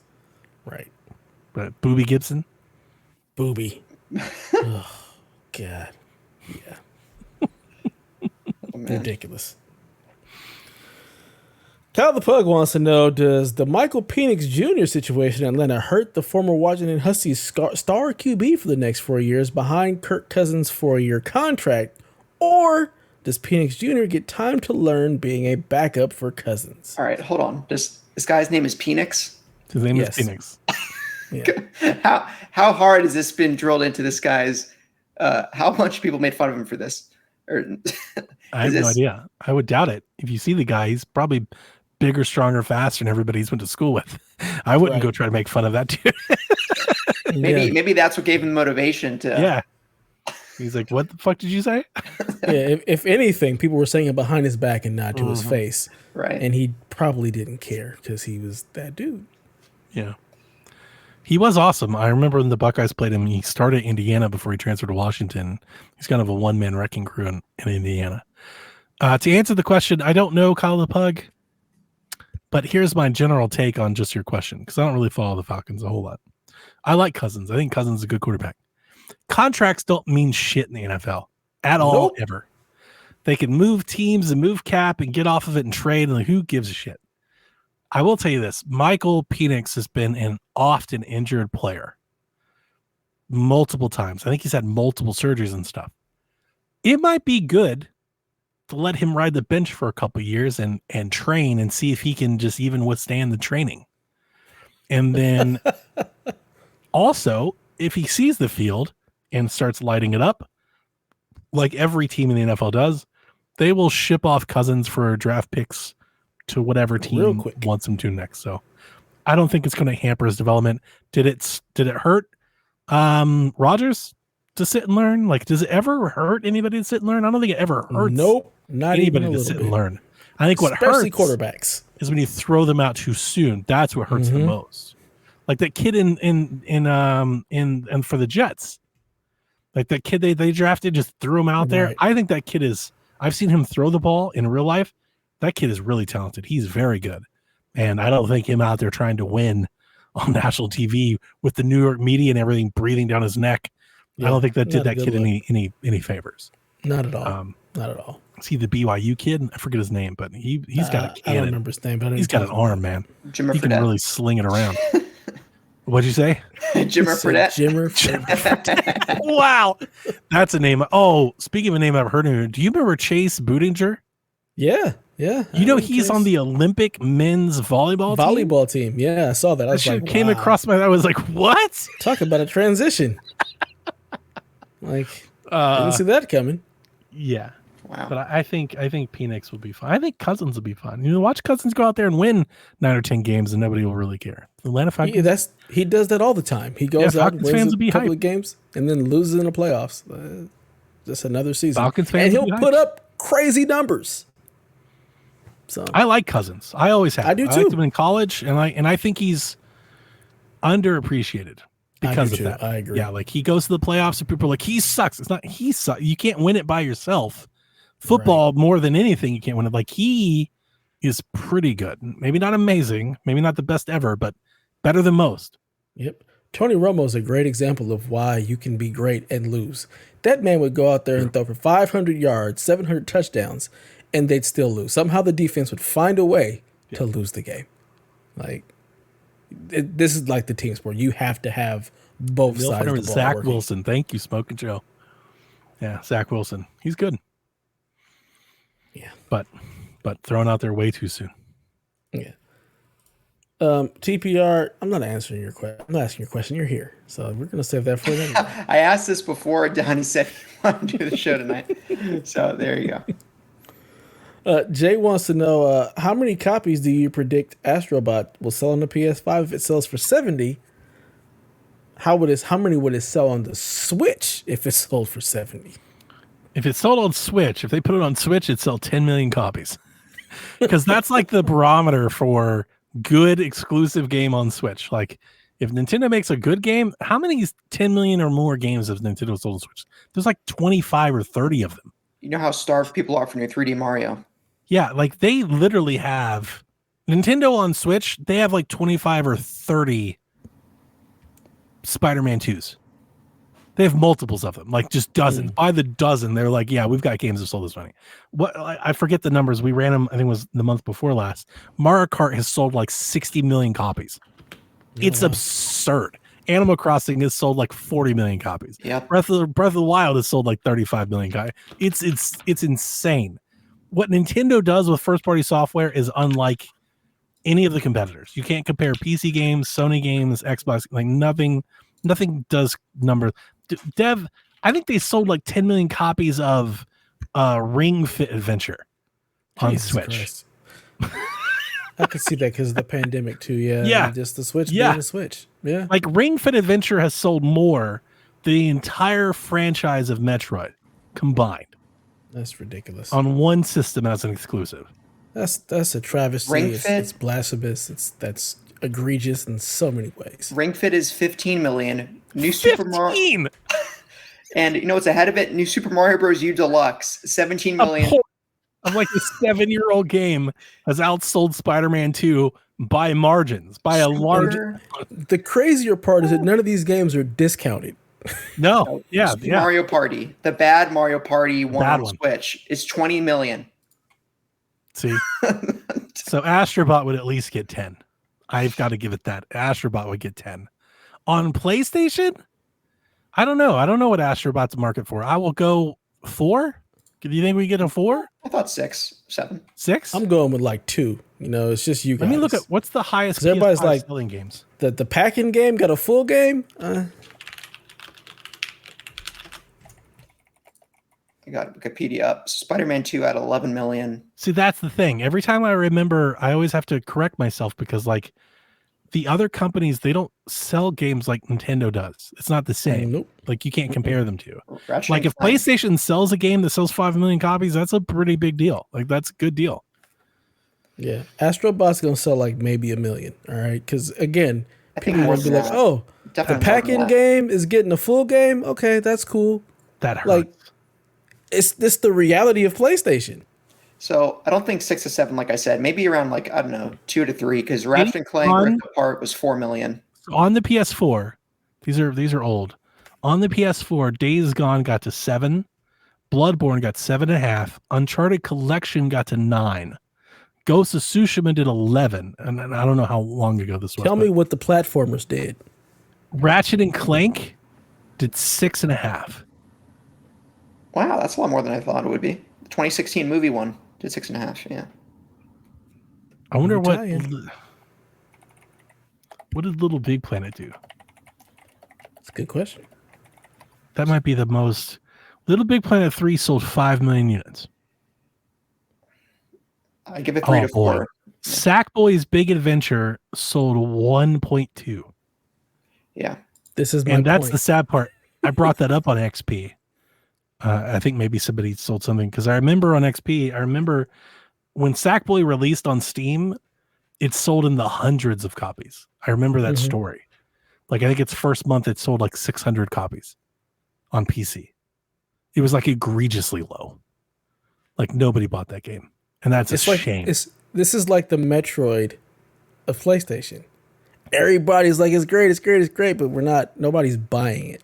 Yeah, So, PlayStation again- 3, I mean, PlayStation 4 sold how many units? 100 million consoles, something like that. And it only sold 2 million copies of Little Big Planet 3 the entire generation. So, yeah, if Astro could do 3, it'd be really good, probably.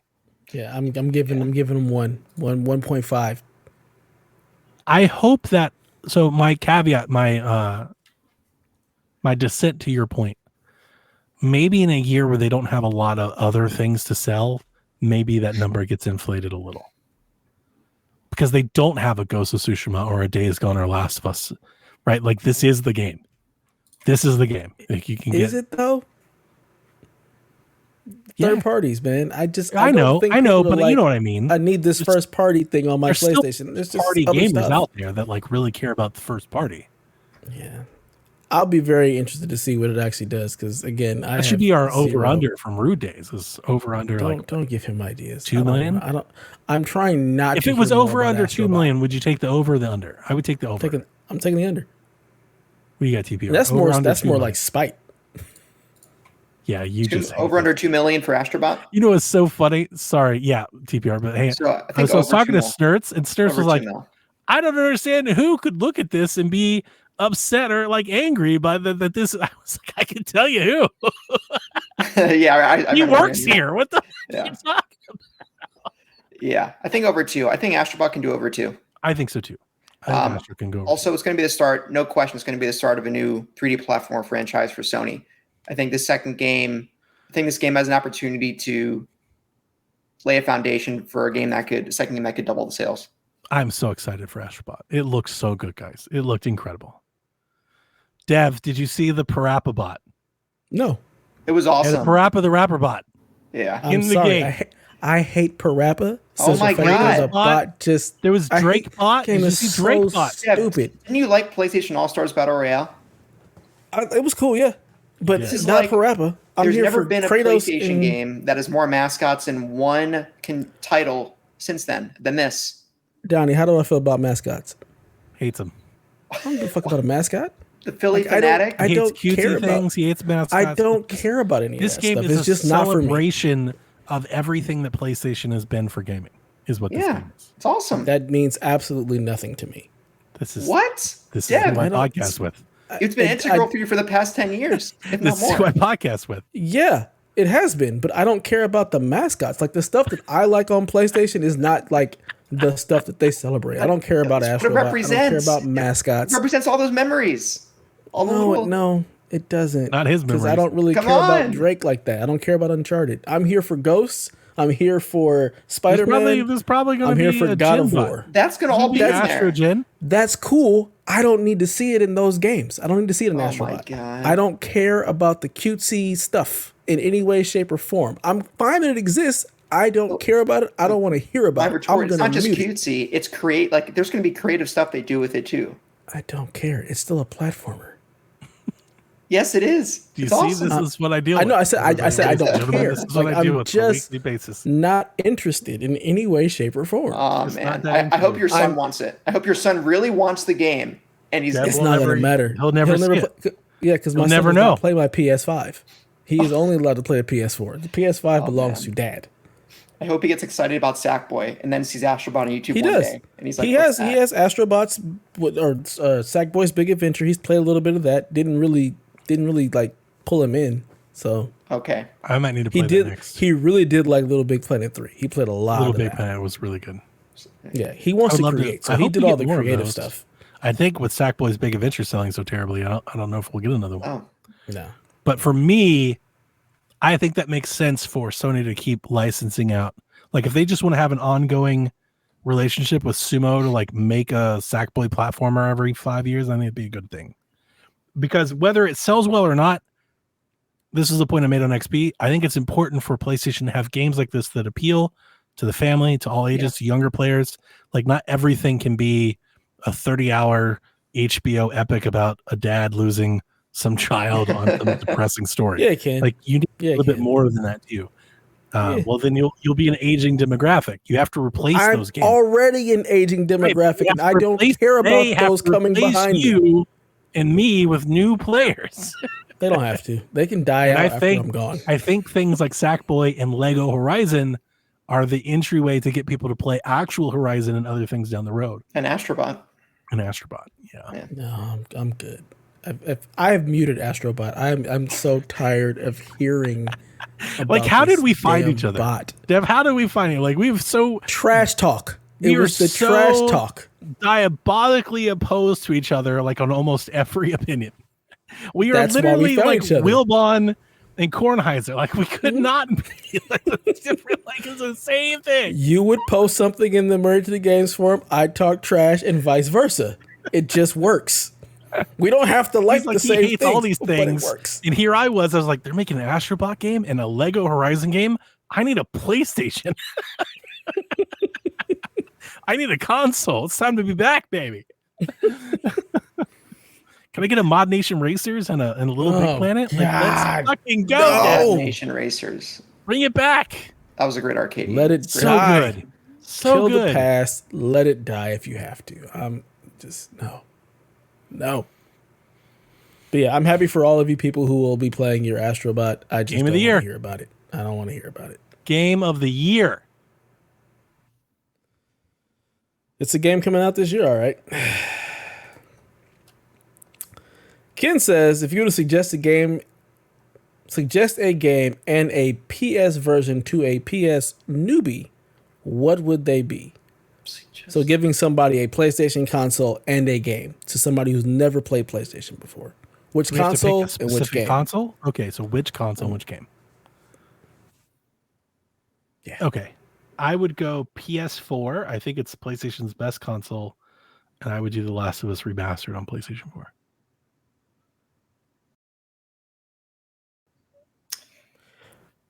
I still prefer the original to the remake, or not the remake, but like the souped up PS5 version. We talked about this when it came out, but the original version, though, and it's like the remaster and the original version, they're cartoonier or like artsier than the new ones are more realistic in all the models and everything, right? Mm-hmm. I kind of preferred it when they were like the older look, and I kind of like it that way. I mean, one easy answer is PS4 God of War 2018. Very good. Very good. Yeah. I'm giving him a PS5 and Ghost of Tsushima Director's Cut because you can play all the old stuff Very good on the PS5, and this game is incredible. So I just realized we haven't talked since I got this PlayStation. All right, so a couple things. Today, Jack sat down on my PlayStation because I had to leave. I had to go across town. So I was like, hey, I'm going to be gone for a few hours. It's going to take me 2 hours to get there, 2 hours to get back. I was like, do you want to play Spider-Man?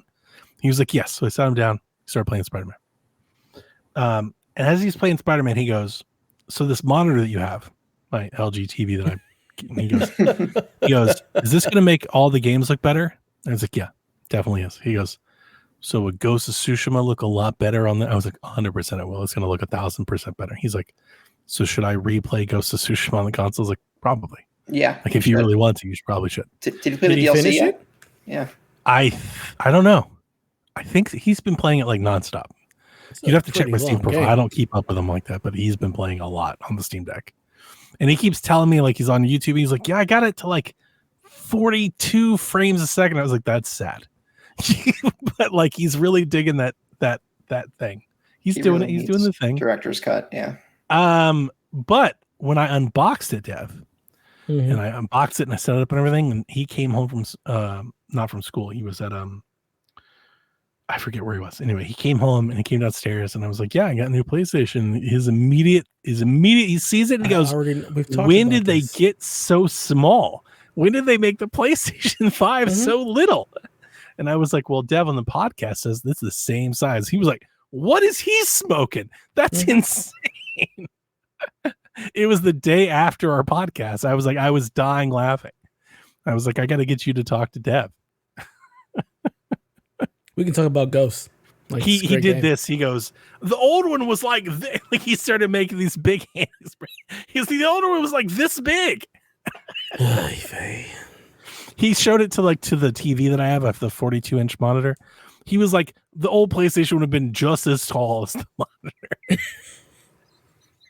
The apple does not fall far from the tree. I did nothing. I played no part in this. I was just observing. I was observing. You played all the parts. You're his dad. Does he listen to the show? Wonder. He doesn't. No.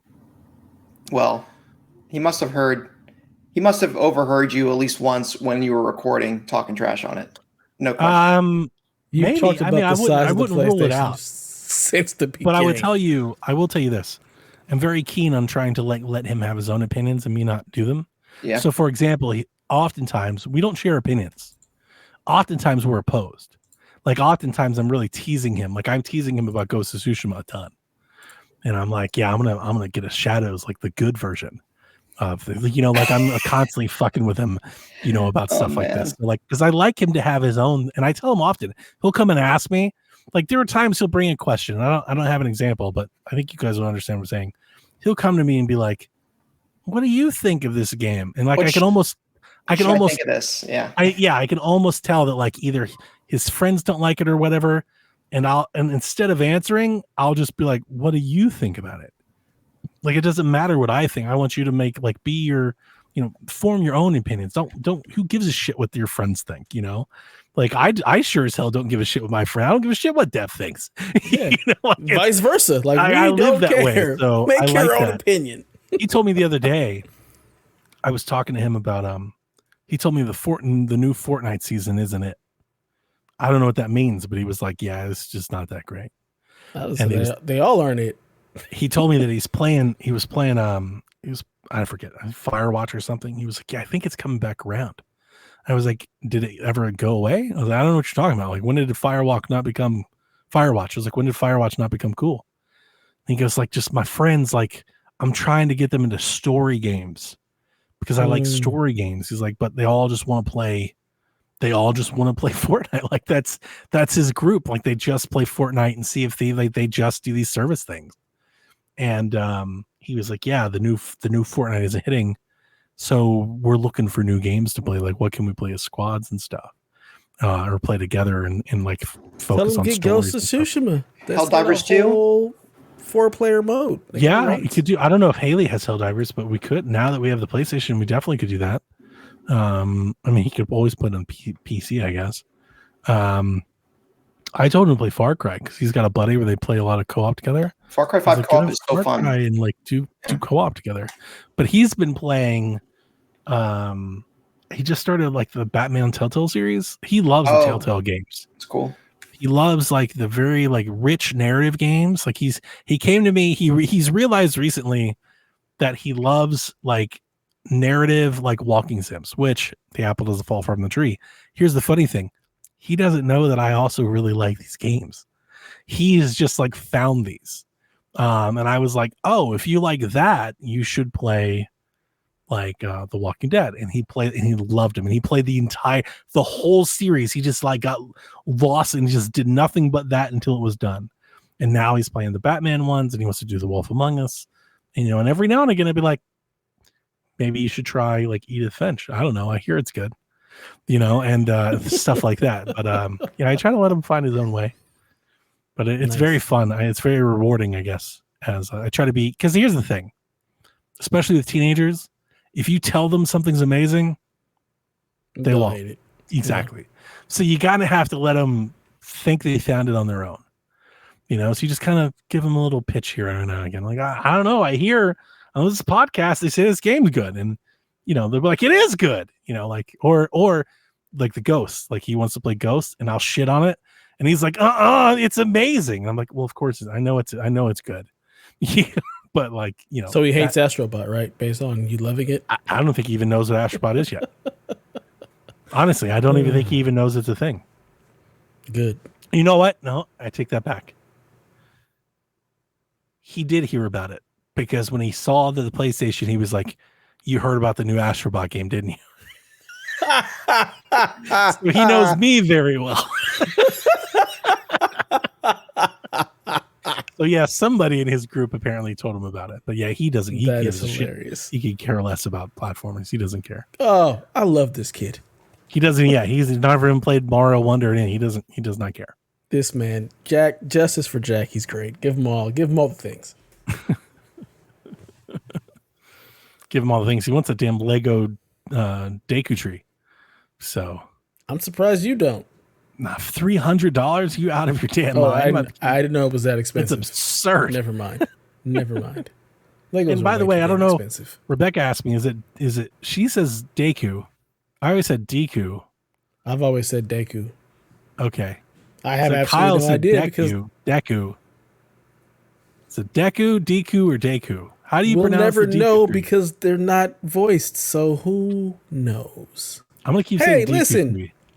But after hearing it, I was like, am I doing this wrong? Because I don't know anybody else that says Deku tree. I don't either. I've always said Deku, but yeah. Deku. Yeah, I think maybe I'm on the outs in this one. This might be a SNES situation. Oh, God damn it. Well, there are a lot of people moving on. SNES. Yeah, you're one of those people. He's one of the people who have it right. SNES, get that shit. It's a SNES, man. No, it's not. It's like you're about to sneeze. That's why I don't like it. Oh my God. God bless you. Kazoo tight. Speaking of spending $300 on Legos, Big Nick says, is there a game that you would pay an exorbitant amount of money to be able to play it a month before its official release? I think all games should do this. Most games.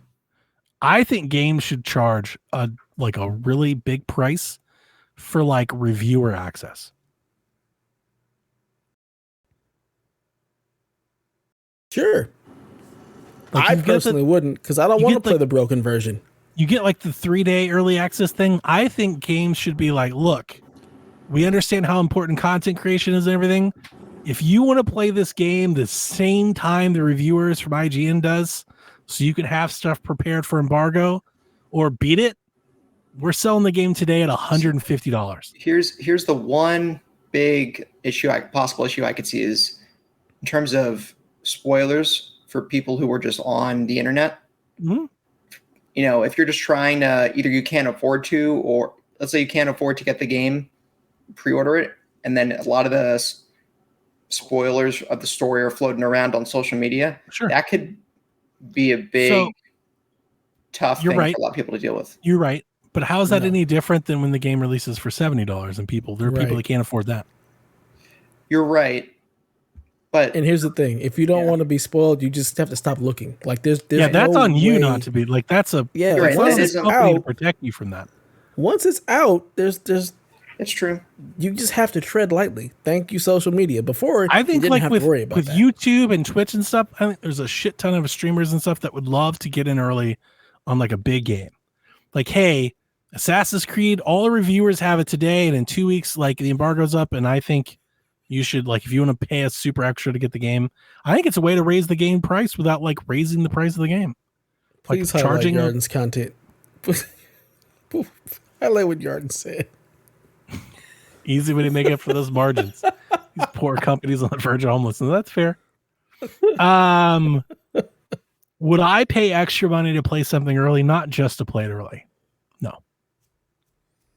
Yeah, like I said, I wouldn't either. Mainly because I don't want to play the broken version of it. I want the finished day one patch version. Well, of the day one patch isn't going to be the fixed version of it either. Oh, same thing with Starfield. You're looking for the 3-year patch. Then first of all, that's a Bethesda game that does not count. Those games are never ready. No, but like Stellar Blade, still day one patch, Skyrim, fantastic. Yes, exactly. So I wouldn't do that because no. I'm trying to think, is there a game that I love so much that I would like? I'm sure I would pay for early access, but like strictly just to play it early, like I don't think so. Hellblade 2. Yeah. I think maybe if on the other side of the story coin, because I'm like that spoilers sensitive guy, if I could just like if there's a narrative based game I'm really looking forward to, I could just play it a week before everyone else and just put it down and say, can't be touched. I'm clean. You did it. You cannot infect me. Hey, that's something. Yeah, you could pay to avoid spoilers. That's a whole new way. You won't have to worry about it being spoiled for you because you were in early. You were in early access. So that's happened with my. You can do that for free. Just close the website. Don't go on the internet. I have a friend who, for Spider-Man 2, he works at IGN doing guides and stuff, and he got Spider-Man 2 for a review. And he was really looking forward to the game. And he said he would only take the game on one condition. He could play it a week earlier than he was going to for work to make guides, just for his personal enjoyment. And then he would go back through it for the guides and all that.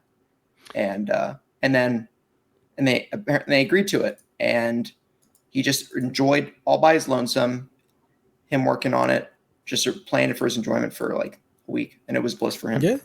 That's the beauty right there. That's lovely. That's why I can never be a game reviewer, because I just want to play games for my enjoyment. Yeah. I don't play them fast. You don't want to rush through it. Well, I've actually had this conversation with Sean a lot. Sean does a lot of reviews, or at least his outlet does a lot of reviews, and he gets access to a lot of games early. And there's something to be said about playing the game when other people are playing it instead of before. Because you're living and experiencing all these things in real time and nobody else is. Mm-hmm. And like when you're reviewing it, like you can't share it, right? You can't share the experience. And then by the time everybody catches up to you, you've already kind of done it, so like there's something to be said about that. Yarden posted in the chat, how much would you pay to play Astrobot today? Like I would probably throw a little extra. Like if you were like, Donnie, the game is $60, but today, if you give us $80 today, you can play it early. Like, would I do that? Yeah. But like, that doesn't really change anything. If you told me the game was $80, I would still give you $80 for Astrobot. If you were like on September 6th, it's $80. I'd be like, well, this is how much we have to play it. Like that. It's not just the early. It's just how much I'm paying for the game. Like I want to play Astrobot, so I'll pay whatever they tell me I need to pay to play Astrobot within reason. You know, What you say within I reason, wouldn't pay but like is it really within $200 reason? to play Astrobot early. I'd be like, no, I'll wait for it to come out. I don't need to play All it right, early. 145. No, that's crazy. No, why would I do that? With Oh, some of you the pay 80. with how enthusiastic you I are. would play 80 because what's $20? Who cares? That's fine. 100. Maybe 100 is probably the. Do I get like Top of the scale for you? Do I get Nope, like nothing stuff extra. in it? Nah. Nothing. Nah. It's You get a a digital sticker. code. PlayStation Stars points, Donnie. That's what No, you fuck off. No, never mind. get. Hey, them PlayStation Stars points actually. Yeah. Okay, so they've like got here's me some something good I'll bring up, discounts. and here's actually something topical for something I'm interested in hearing about Call of Duty with Game Pass. The last couple Call of Duties, if you pre-order the game, you get early access to the campaign before the multiplayer go live, which I think is super fun. I'm wondering with Game Pass, do they still sell that? Like, do we get like the Forza? Like, if you give us $30, you get the early access and the thing. Like, I would do that. Yeah. No, Yeah. they I'll don't. do that. That was one of the big complaints everybody was saying. Like, it comes to Game Pass, but I still got to pay extra to get the game early. So I Yeah. don't think that's coming to Game Pass. Well, I like that. I buy the Forza expansions and stuff to get the early. Like, I would do that if I could buy the Call of Duty Game Pass bonus whatever, and I get I don't know, an operator and some maps and a skin and early access to the campaign and early access to the beta. I would totally throw them $30. That'd be great. Well, I guess here's the You're thing. going to How get many? the discount for being a Game Pass subscriber. That's what you get instead. Right. I guess from their financials, how many full price or more than full price, whether it's like 80, $100 for the campaign first stuff, sales would you lose by offering that benefit on Game Pass? I don't think it would be much because the people are going to do that. I think we're going to do it anyway. True. Yeah, no, I'm the same way. I would do it anyway. So like I think it works. Like they've done this with a few of their games, and I think it works, and I'm totally here for the upsell. Because my Game Pass is like paid for years in advance, so like whatever. But yeah, no. If you were like, hey, if you give me $125 today, you can play Astrobot, I'd be like, nah, I'll just pay 60 in September. I'm okay. Yeah. It would have to be like, if you told me I could give you $125 to play Grand Theft Auto 6 today, I probably would. Well, in the state it's in now, whatever that is, I probably would. And on PC? Yeah, I probably would. I don't know. On PC. That's an even more broke state. Yeah. I think you might overestimate how done this game might be right now. Yeah, no, I've played a lot of games like that in my past TPR. I didn't even talk about it. I played I was saving it for Shaq anyway. I played Shim. If anybody's followed that, it's an indie game where like you it's like an indie, I don't know to say a platformer. It's like an adventure game where you like hop around the shadows. It's like a puzzle game where like everybody's walking around like a town and stuff. And like you're a shadow and you can only move and traverse in the shadows. I've been playtester and been playing the game early for the developer. And I like it. I'm glad I'm playing it early because having played it now, I don't think I would actually buy and play it. It's cool, it's neat, but like after you kind of do it for a little bit, you're like, okay, it's not like a full game's worth of neat. But yeah, Interesting. I don't know. Like, yeah, I don't. Like, I'm still kind of in that fence where I don't know if I'm going to play Call of Duty day one. I mean, Grand Theft Auto. It really depends on how well it runs on consoles. If it runs well enough on consoles, I will. If it doesn't, I think I'll wait. I know. GTA. I don't believe that. I know you don't, and I think Sean doesn't either. I but know like, how much you love GTA. That's how you feel right now until it's out and everybody's playing it, and you're like, I've got this. I've got like, two what consoles if it's that can run terribly? But it's not gonna run terribly, and we know this. We know it's not gonna run terribly. Yes, Okay. we know it's like, not gonna run terribly on regular base hardware, not PS5 Pro or whatever, on base hardware. Yeah, it's not gonna. Can it run well at 30 frames a second? It can run at 1080p 60. I think we forget GTA 5 on the PS3, and they pulled that off. I don't forget. I'm there. Yeah, but like it didn't run great. I was there day one then, and it didn't run great. I thought it ran well. I was there day one too. It ran just fine. It literally ran just fine. It ran well for me for 2013 standards. I don't know what that says, but I'm pretty sure it's going to run just. It's If going it to be runs 60 okay, then frames. yeah, I'll play it. Yeah, for You're sure. playing it day one. I'm If calling it runs now. well, it's playable. Over under on Donnie playing Grand Theft Auto 6 on either PlayStation or Xbox. He's going to play it on whichever system Digital Foundry says it runs best on. What if Haley just gets it and I'll just play on her thing? There's also that. You guys could just go I halfsies. could just do the. I don't have to. Just do the Haley pass, and I'll wait for my PC version. Yeah. You're playing it day one. Let's just stop pretending that you're not. I'm not pretending. I'm just saying, if it's like this thing barely it struggles to hold 30, and it's dynamic and it's running at 900p, and like I'll just wait. Yeah, that's not going to happen. But I also don't know if that's going to be the case. Like, we don't know that. Maybe there's a 60 FPS version for consoles. It's going to run 60, and it's going to be great. It's going to be glorious, and you're going to be there day one. Like, about how awesome. Based on like how GTA looks, I can honestly care less about resolution and ray tracing and stuff. It is about performance. That's why I said frames. I didn't say anything. It's about performance. Like, I really want to play that game at 60. Like, I really will on console day one. I hope you're right. I guarantee it. The very least, guaranteed. At the very least, like 45. Nah. Like, let me get the VRR 45 in there. But like, if it's like 30 and it struggles old 30, I will wait. Yeah, it's not gonna happen. It's coming out. It's gonna be 60 frames. It's gonna be great. It's gonna be glorious. Do you guys hear my cat? She's like, I hear somebody's cat. I didn't know if it was yours or TPR's. What are you doing? My mic was muted, I think. She's like scratching at the door, meowing and rolling around. Like, what is happening? What's going on over here? She needs her on the other side of from Dad. She needs her. No, she's not even near me. She's over here. Like but she knows you're there. She knows you hear her.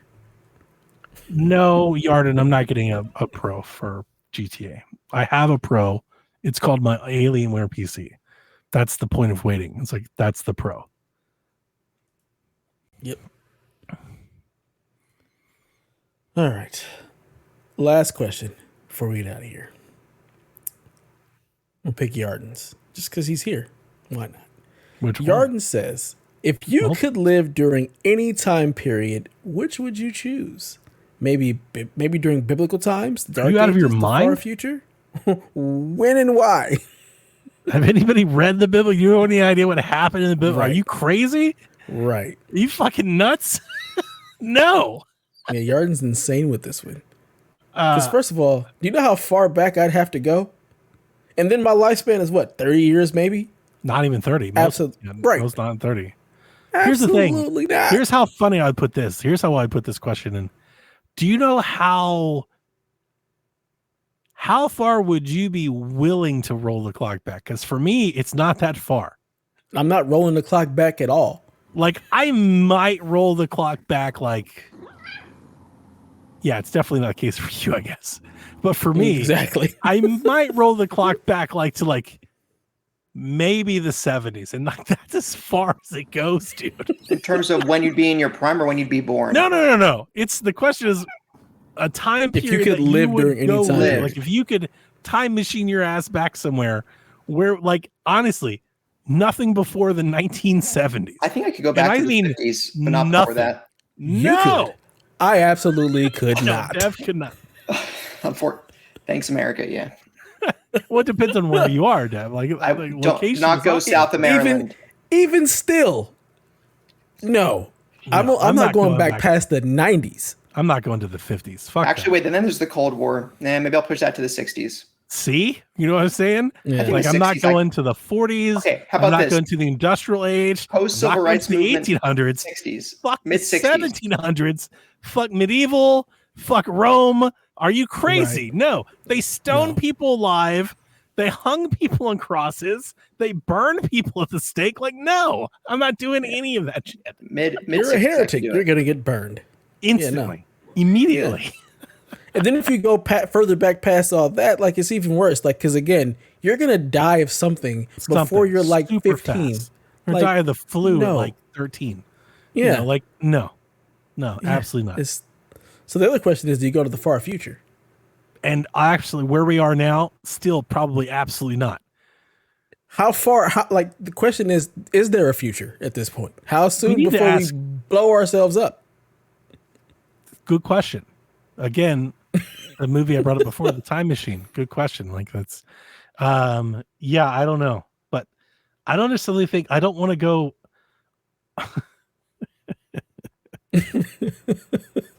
Part of me, it's like I watch so many funny TikToks about ending things now. Like I watched one earlier of like a comet just hitting the earth, and I was like, that's the play right there. Like that. I'm saying, like, I'm here for it. I'm not Hit trying the reset to live button. 50 Let's years go. from now. Do you see where we are now? Like I'm not trying to advance I this. I'm not can't trying even to imagine. I set feel this so to the higher bad power. for my This sounds children. terrible. You know, like I don't want any part of that. But yeah, like the furthest I love this question when you asked it because I was like, this is so small. Like I would not go very far from where I am. Like even the 70s, I'm like, I am decades away from the internet. And decades, like, I don't know, man. I don't know if I could do it. I think I could. The 70s might feel like a simpler time. At least on an individual, like live your life level, like you work a job, you have your family, there's less noise, there's like, you know, like it was a prosperous time, at least for us here in America, maybe not around the world. And, you know, like I could look forward to like the 80s, right? And that seemed fun.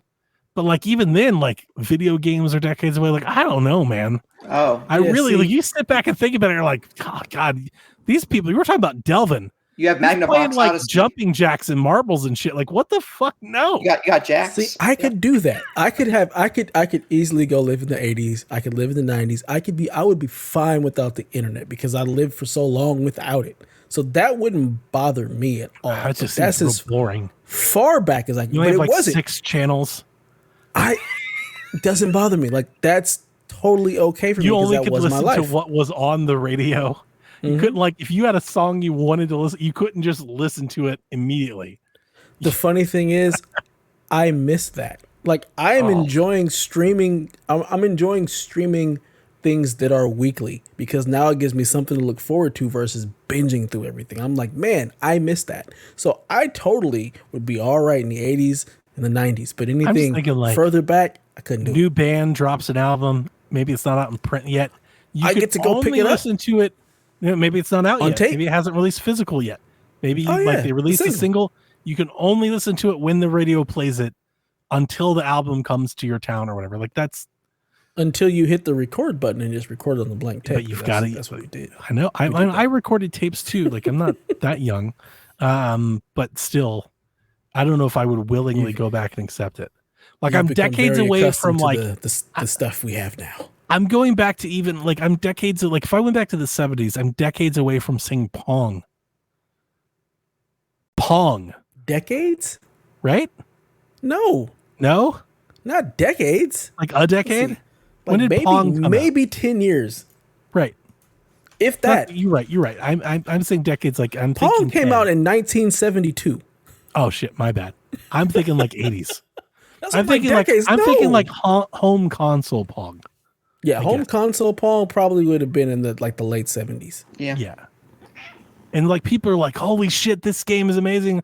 Could you imagine if you went back with all the knowledge you have? You're like, this is trash. like this ain't it, guys. Like that living that existence would be difficult. So Pong came to Atari in 1975. So it's not even. But I a decade. also, if I could take myself back to the 70s, I also would know like all the things that were coming and could like make those bets down the way. This is See, Back that's to the the other Future part, Part 2, Johnny. This is what you're describing. Sports betting. And going back to Like bet. put all the money into Apple, baby. Like as yeah. much of that shit as possible. Hell, go back 10 years, put in NVIDIA. They just surpassed Facts. Apple as like the second biggest stock on the market right now. Yep. Yeah, I definitely couldn't. Like you're talking about like people are like you could go to like you don't have to go that far back. You go to like the 1920s. Most houses don't have air conditioning or like bathrooms. They have outhouses in it. That wasn't that long ago. Right. Fuck that. Like I feel bad for And I every had a separate generation of instance. humanity until like the 50s. Like it all seems real bad until then. And then it kind of got good for a bit. You know, it's like, oof. Yeah. This is a tough question. It's not. It's really I wouldn't not. go that far back. It's a very easy question. I'm just not doing it. Like I would I would probably just be born a little bit earlier. Like if I could match my timeline maybe closer to Dev's. So instead of being born in 87, I'm born in like 82, Mm-hmm. That's my 81. sister. And then I can then I have some of this earlier, like late 80s, early 90s nostalgia that I really don't have now. I could have a little bit more of that. I'd be okay. You would have played the NES and loved it. Yeah. Instead of hating it. Maybe so. Maybe so. I'd be like, Legend of Zelda is amazing, guys. Yep. Yeah. But future. I mean, he's right. The future. The future almost sounds worse. It really does, but it could also be great. Who knows? Corporate overlords. We're all just workers for the man. Everything is Amazon. It's by and large, basically. Like you think about like the worst of like China or Japan is what feels like the future. Like we don't have apartments. We have like beds that we rent. We just have like beds that we just go rent the bed and lay in it. You know? Have you ever seen Wall-E? Mm-mm. Okay, so that's the future. Wall-E, basically, we've destroyed the Earth, and now we all for the past 700 years, have lived on a spaceship just in space, just floating around, waiting for the Earth to fix itself. We can't walk around. Everybody just kind of sits. Our bone density has gone to nothing. So like they can't walk or move, and we're just in like chairs that hover around, basically. Yeah. We don't even talk to each other face to face. Every month this year has been the hottest month on record ever. Every month of the year. Mm-hmm. Yeah. So like we seem like we're right on track for that. Right on track for that. Yeah. I don't want to be here for any of that. Nah. Yeah. All bad. It's all bad. Yeah. You don't ask his second question? It's a better question. John Wick turns 10 this year. Obviously, he loves the series. He still thinks the original is his favorite. It's a perfect movie in his opinion. It's a great premise and setup, and the ending is amazing. Mm-hmm. Is there any movie that you consider a perfect movie? Terminator 2. Ooh, good call. I like it. I'm going. I wanted to hear your guys' versions of this. Movie. What was that? The Matrix. That's my perfect movie. I thought of that one, but I know people. Again, it's just for us, so this isn't to deter your comment or your entry. I still know people today that don't get the Matrix. Too bad for them. Yeah, it is bad for them, but that's not my problem. It's still my perfect movie. I think of Alien. I think of Goodfellas. Yep. I think of The Breakfast Club. I think of Office Space. No Country for Old Men. Very good movie. Yep. Never seen that. I love this movie. It's really like a me thing. I love the movie Adventureland. You've never seen it? Never heard of it. Trying to think. Inception's another one for me. This is a stupid one. And this is kind of where I wanted to go with the thing, because it's definitely not like a great movie, but I do think it's like the perfect movie for what it's trying to be. Varsity Blues. I love Varsity Blues. Isn't it great? Fucking incredible. It's like great soundtrack, great stories. The coach, the players, the injury. Like it does everything for high school football that you need a movie to do. I was so mad. I was like, this is not real. This is not what high school football is really like, because that is not what it's like out here in LA. But that's what it's like in Texas. It's great. I dare almost want to put in the first Fast and the Furious. The first one? It's also another good one. It's a drama, though, with Sean Penn and Susan Sarandon. But that's like a very emotional movie, Dead Man Walking. Yeah, I'm not taking just like greatness. I'm thinking of like almost perfect, like in the sense of like the story that it's telling. Like these are movies that like I never click away from. Yeah, I'm serious. If I scroll across and land on one of these movies, I'm watching this movie. I never like bypass a chance to watch Goodfellas. I've probably seen the movie 40 times. It doesn't matter. The amount of times that I have seen Goodfellas. Yeah, it doesn't fucking matter. Like when it's on, that's what we're watching. You know, like it's just such a good movie. She does that with Forrest Gump. She does it with Goodfellas. Gump Casino. Is very good. I didn't even think of that one. That's a good answer. She's not turning away from Lord of the Rings. Lord of the Rings is kind of, because it's such an investment, I can see not being in the mood for. She's always in the mood for that. I'm always in the mood for Office Space. Always. Office Space is great. Office Space is great. Incredible. It's like the most genius movie ever made. It's the Mondays. I believe you get so bloody perfect like that. That we've had entire tech generations pass it by, and it's still as applicable today as it ever was. It's incredible. PC load letter. It's amazing how good that movie is. I love that movie. I'm glad he asked this question. This was the one I was like, man, I really want to get to this one. I love No Country for Old Men, like the quiet stalking of that movie and the constant like on the heels and that, yeah, it's really good. The coin scene, that's my favorite scene in that movie. It's so tense, right? Man, I love I've never it. seen it. What? Yeah, no, I'm good. Oh, you should, Nothing Dev. about It's it. very good. Not my cup of tea. You haven't seen it? I've seen enough of it to realize I don't want to watch it because you couldn't escape it. So you've always seen some of it. Interstellar, now that's another one that I'm like, Oh, Interstellar's perfect sign for me me. up. Sign me up. Yeah, that's where I was separating like greatness from perfect. Arrival is also perfect for me. Arrival was breathtaking. It was very good. I'm not even thinking about what's great. I'm just thinking about what I like. Sure, and If that I like in it, my that head, makes it perfect. I don't care about in my greatness. head, I was trying to slightly separate because obviously there's like great movies, right? And you can go to like all the I could pull like Casablanca or the Godfather and things like Never that. seen no Castle. But like I think for a lot of movies, like you either have to be into it, right? Or like they may have issues. Like there are some of the issues you could take with like the science of Interstellar and like some plot holes and stuff. The other things I was thinking like The Breakfast Club, right? I kind of think The Breakfast Club is like a timeless, universal movie. Like it applies to all, right? Like it just kind of is that movie. And when you see it, everybody stops and right. And I feel the same way about Office Space. I kind of feel the same way about Goodfellas. And I don't feel the same way about those movies like I do The Godfather or Interstellar, which I love Interstellar.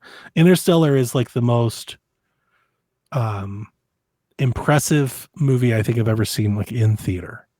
Like when I saw that thing when it was originally ran, like it blew my mind. So I first saw it when I was in theaters, and I saw it afterwards, and I'm like, man, I would kill to see this in theaters in the future. And Exactly. I came back to IMAX and I saw it, and I'm like, this is exactly like it's an experience. Like it's an incredible experience. Yeah. So I was trying to take a different approach to it.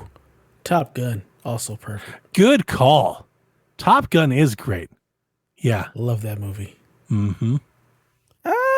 Just as dead. The Shining. You ever watch Iron Eagle? Oh yeah. My dad was an Iron Eagle All dad. 17 of them. Yeah, my dad was an Iron Eagle dad. Yeah. So. Good old Lou Gossett. Yeah. You have any idea what we're talking about, TPR?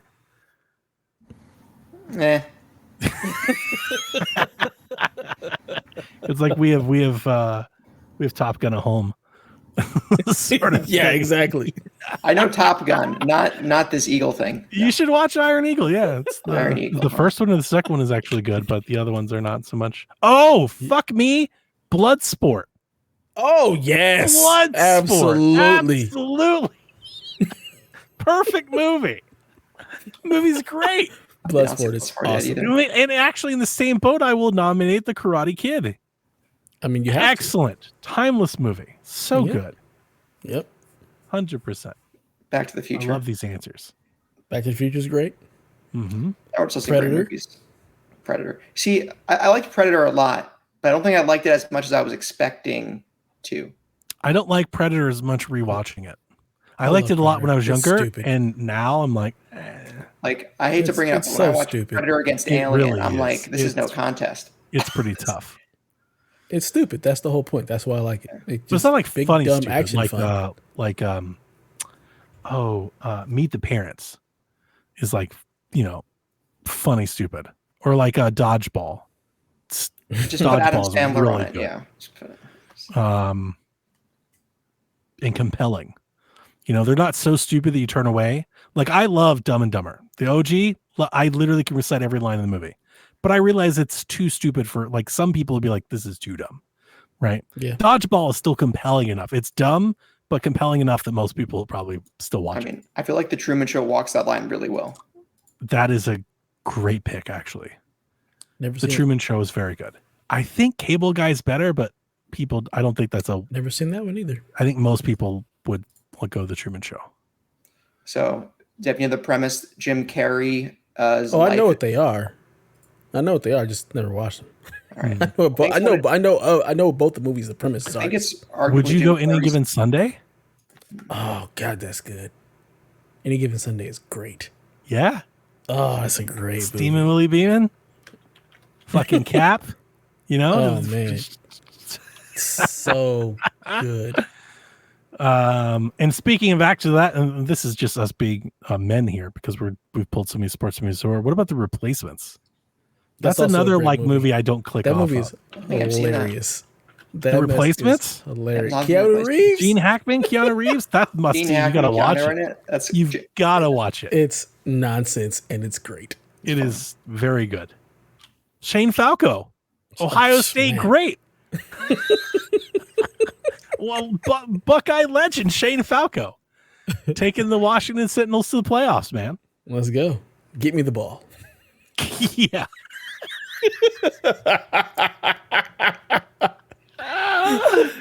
Oh God, that is great. That's a perfect movie. That's really good. Yeah, for what it is, for its little rom-com football schlock, it's perfect. It does that very well. Very well. Yeah, I'm glad we did this. Yeah, it's a good call. Good call. No horror movies were said. I was considering saying Evil Dead, but that Evil Dead is not perfect, but it's it's like the best cheesy. It's the best cheesy, but also really good film, but it's not perfect for me. When I think perfect horror movies, I think Elm Street, Halloween, and Texas Chainsaw. I loved Elm Street. The original Nightmare on Elm Street is incredible. Yeah, Elm Street 1 is great. It's a comedy. It is all of it. It's funny. It's a comedy scary. as it is. So the premise is incredibly bloody. Yeah. Like it's incredibly gory. The Johnny Depp death scene, like there is the blood. Tina death scene. The Tina death scene across the ceiling. Yeah. Yeah. Like it's very and like the hissing and the boiler room part, like it's really scary, but it is really funny. He does the stupid stretched out arms, the tongue at the phone, the bomb through the shit. Like it's all of it. That's like it's everything. Yeah. And then Texas Chainsaw is kind of the recipe for honestly a horror that would follow decades later. Like we're still making Texas Chainsaw, not just Texas Chainsaw. We're still making movies. Yeah, like Texas Chainsaw. Like we're making horror movies that are basically following the same template. I really love New Nightmare a lot. Yeah, like it's my second favorite. It did until the ending. Yeah. What's your first favorite Nightmare? Nightmare 1. What? Nightmare on Elm Street 1's my favorite Nightmare on Elm Street movie. Yeah, we disagree hard here. I think. Oh, 3 years? Dream Warriors is the best. Yeah, I was about to say it's either 3 or 1. It's I think Dream Warriors, then 1. Then 4, Dream Master, then New Nightmare, then 2, then 5. Yeah, so for me it's 1, New Nightmare, 3, then 4. 2 or 5. They're both bad, but which one's your favorite? I think I like 5 more than 2, but 2's fun. 5 was like when I was younger, it was 5, and as I've grown older, it's become 2. Like as I become older and more aware, like I appreciate 2 for what it is more than 5 is just kind of. I guess everyone's just putting 6 at the bottom. Is that what's going on here? Yeah. Yeah. By everyone you mean, y'all. I've only seen the first one in New Nightmare. Yeah, my wife and I, we watched. She wanted to watch New Nightmare last year because I've talked to her for years. New Nightmare is like the precedent for Scream. Yeah. Like it was Scream before Scream. Yeah, and nobody knows it, and nobody gives it any flowers for that at all. People are like, "Scream's amazing; it revolutionized the thing." It's like, well, New Nightmare kind of did that though. And going into Scream, when I knew people said, "If you love New Nightmare, you're gonna love Scream," I'm like, "Oh yeah." And then I saw Scream, and I'm like, "It's exactly what I thought it was," and I'm here for it. Yeah. So, but yeah, I also thought like a lot of my favorites, I wouldn't call it perfect. Like I love Midsummer. It's maybe my favorite modern horror. I wouldn't call it the perfect movie. It's not for everybody, but for the people it is, it's incredible. I want my time back for watching that. I love Midsummer. I really love the cinematography, although by the ending, I was just confused in a not so flattering way. It gets better. There's a lot of like, I don't want to explain the movie to people, but there's a lot of hidden elements that Yeah. if you keep watching, or if you Google, you'll start to pick up on and see that you don't see like on the first time through. But what I was going to say is, while I realize that Midsummer may not be like quote unquote the perfect movie, I actually think Hereditary is, though. I still haven't seen it. I think Hereditary is like the modern version of like the perfect horror movie. It's got everything, and it kind of never stops, and it's crushing, and it's funny, and it's terrifying, and it's brooding, and like it's a lot of everything. Like it's got everything you could want. Hereditary is pretty great. And on that note, everybody go watch Hereditary so you can either agree or disagree with Donnie. Yeah, let me Hit him know. up Tell me your and thoughts. let him know. In As the Josh TV always and Movies put, channel. it's the perfect 3-act structure for a horror movie. It's like 3 separate horror movies in one. So there you go. Well, ladies and gentlemen, I hope you enjoyed this episode of the Play Some Video Games podcast. TPR, thank you for joining us on such short notice. Thank you. absolutely. And until next time, please play some video games. Enjoy Summer Game Mess, folks. Nobody's sleeping in the middle of the bed. The middle of the bed is only where you do the business. But when everybody's ready to sleep, it's the side of the bed that can't be beat. It's the middle of the bed where lovers meet. But when it comes time to slumber, it's the edges. Ooh, ooh, ooh, the edges.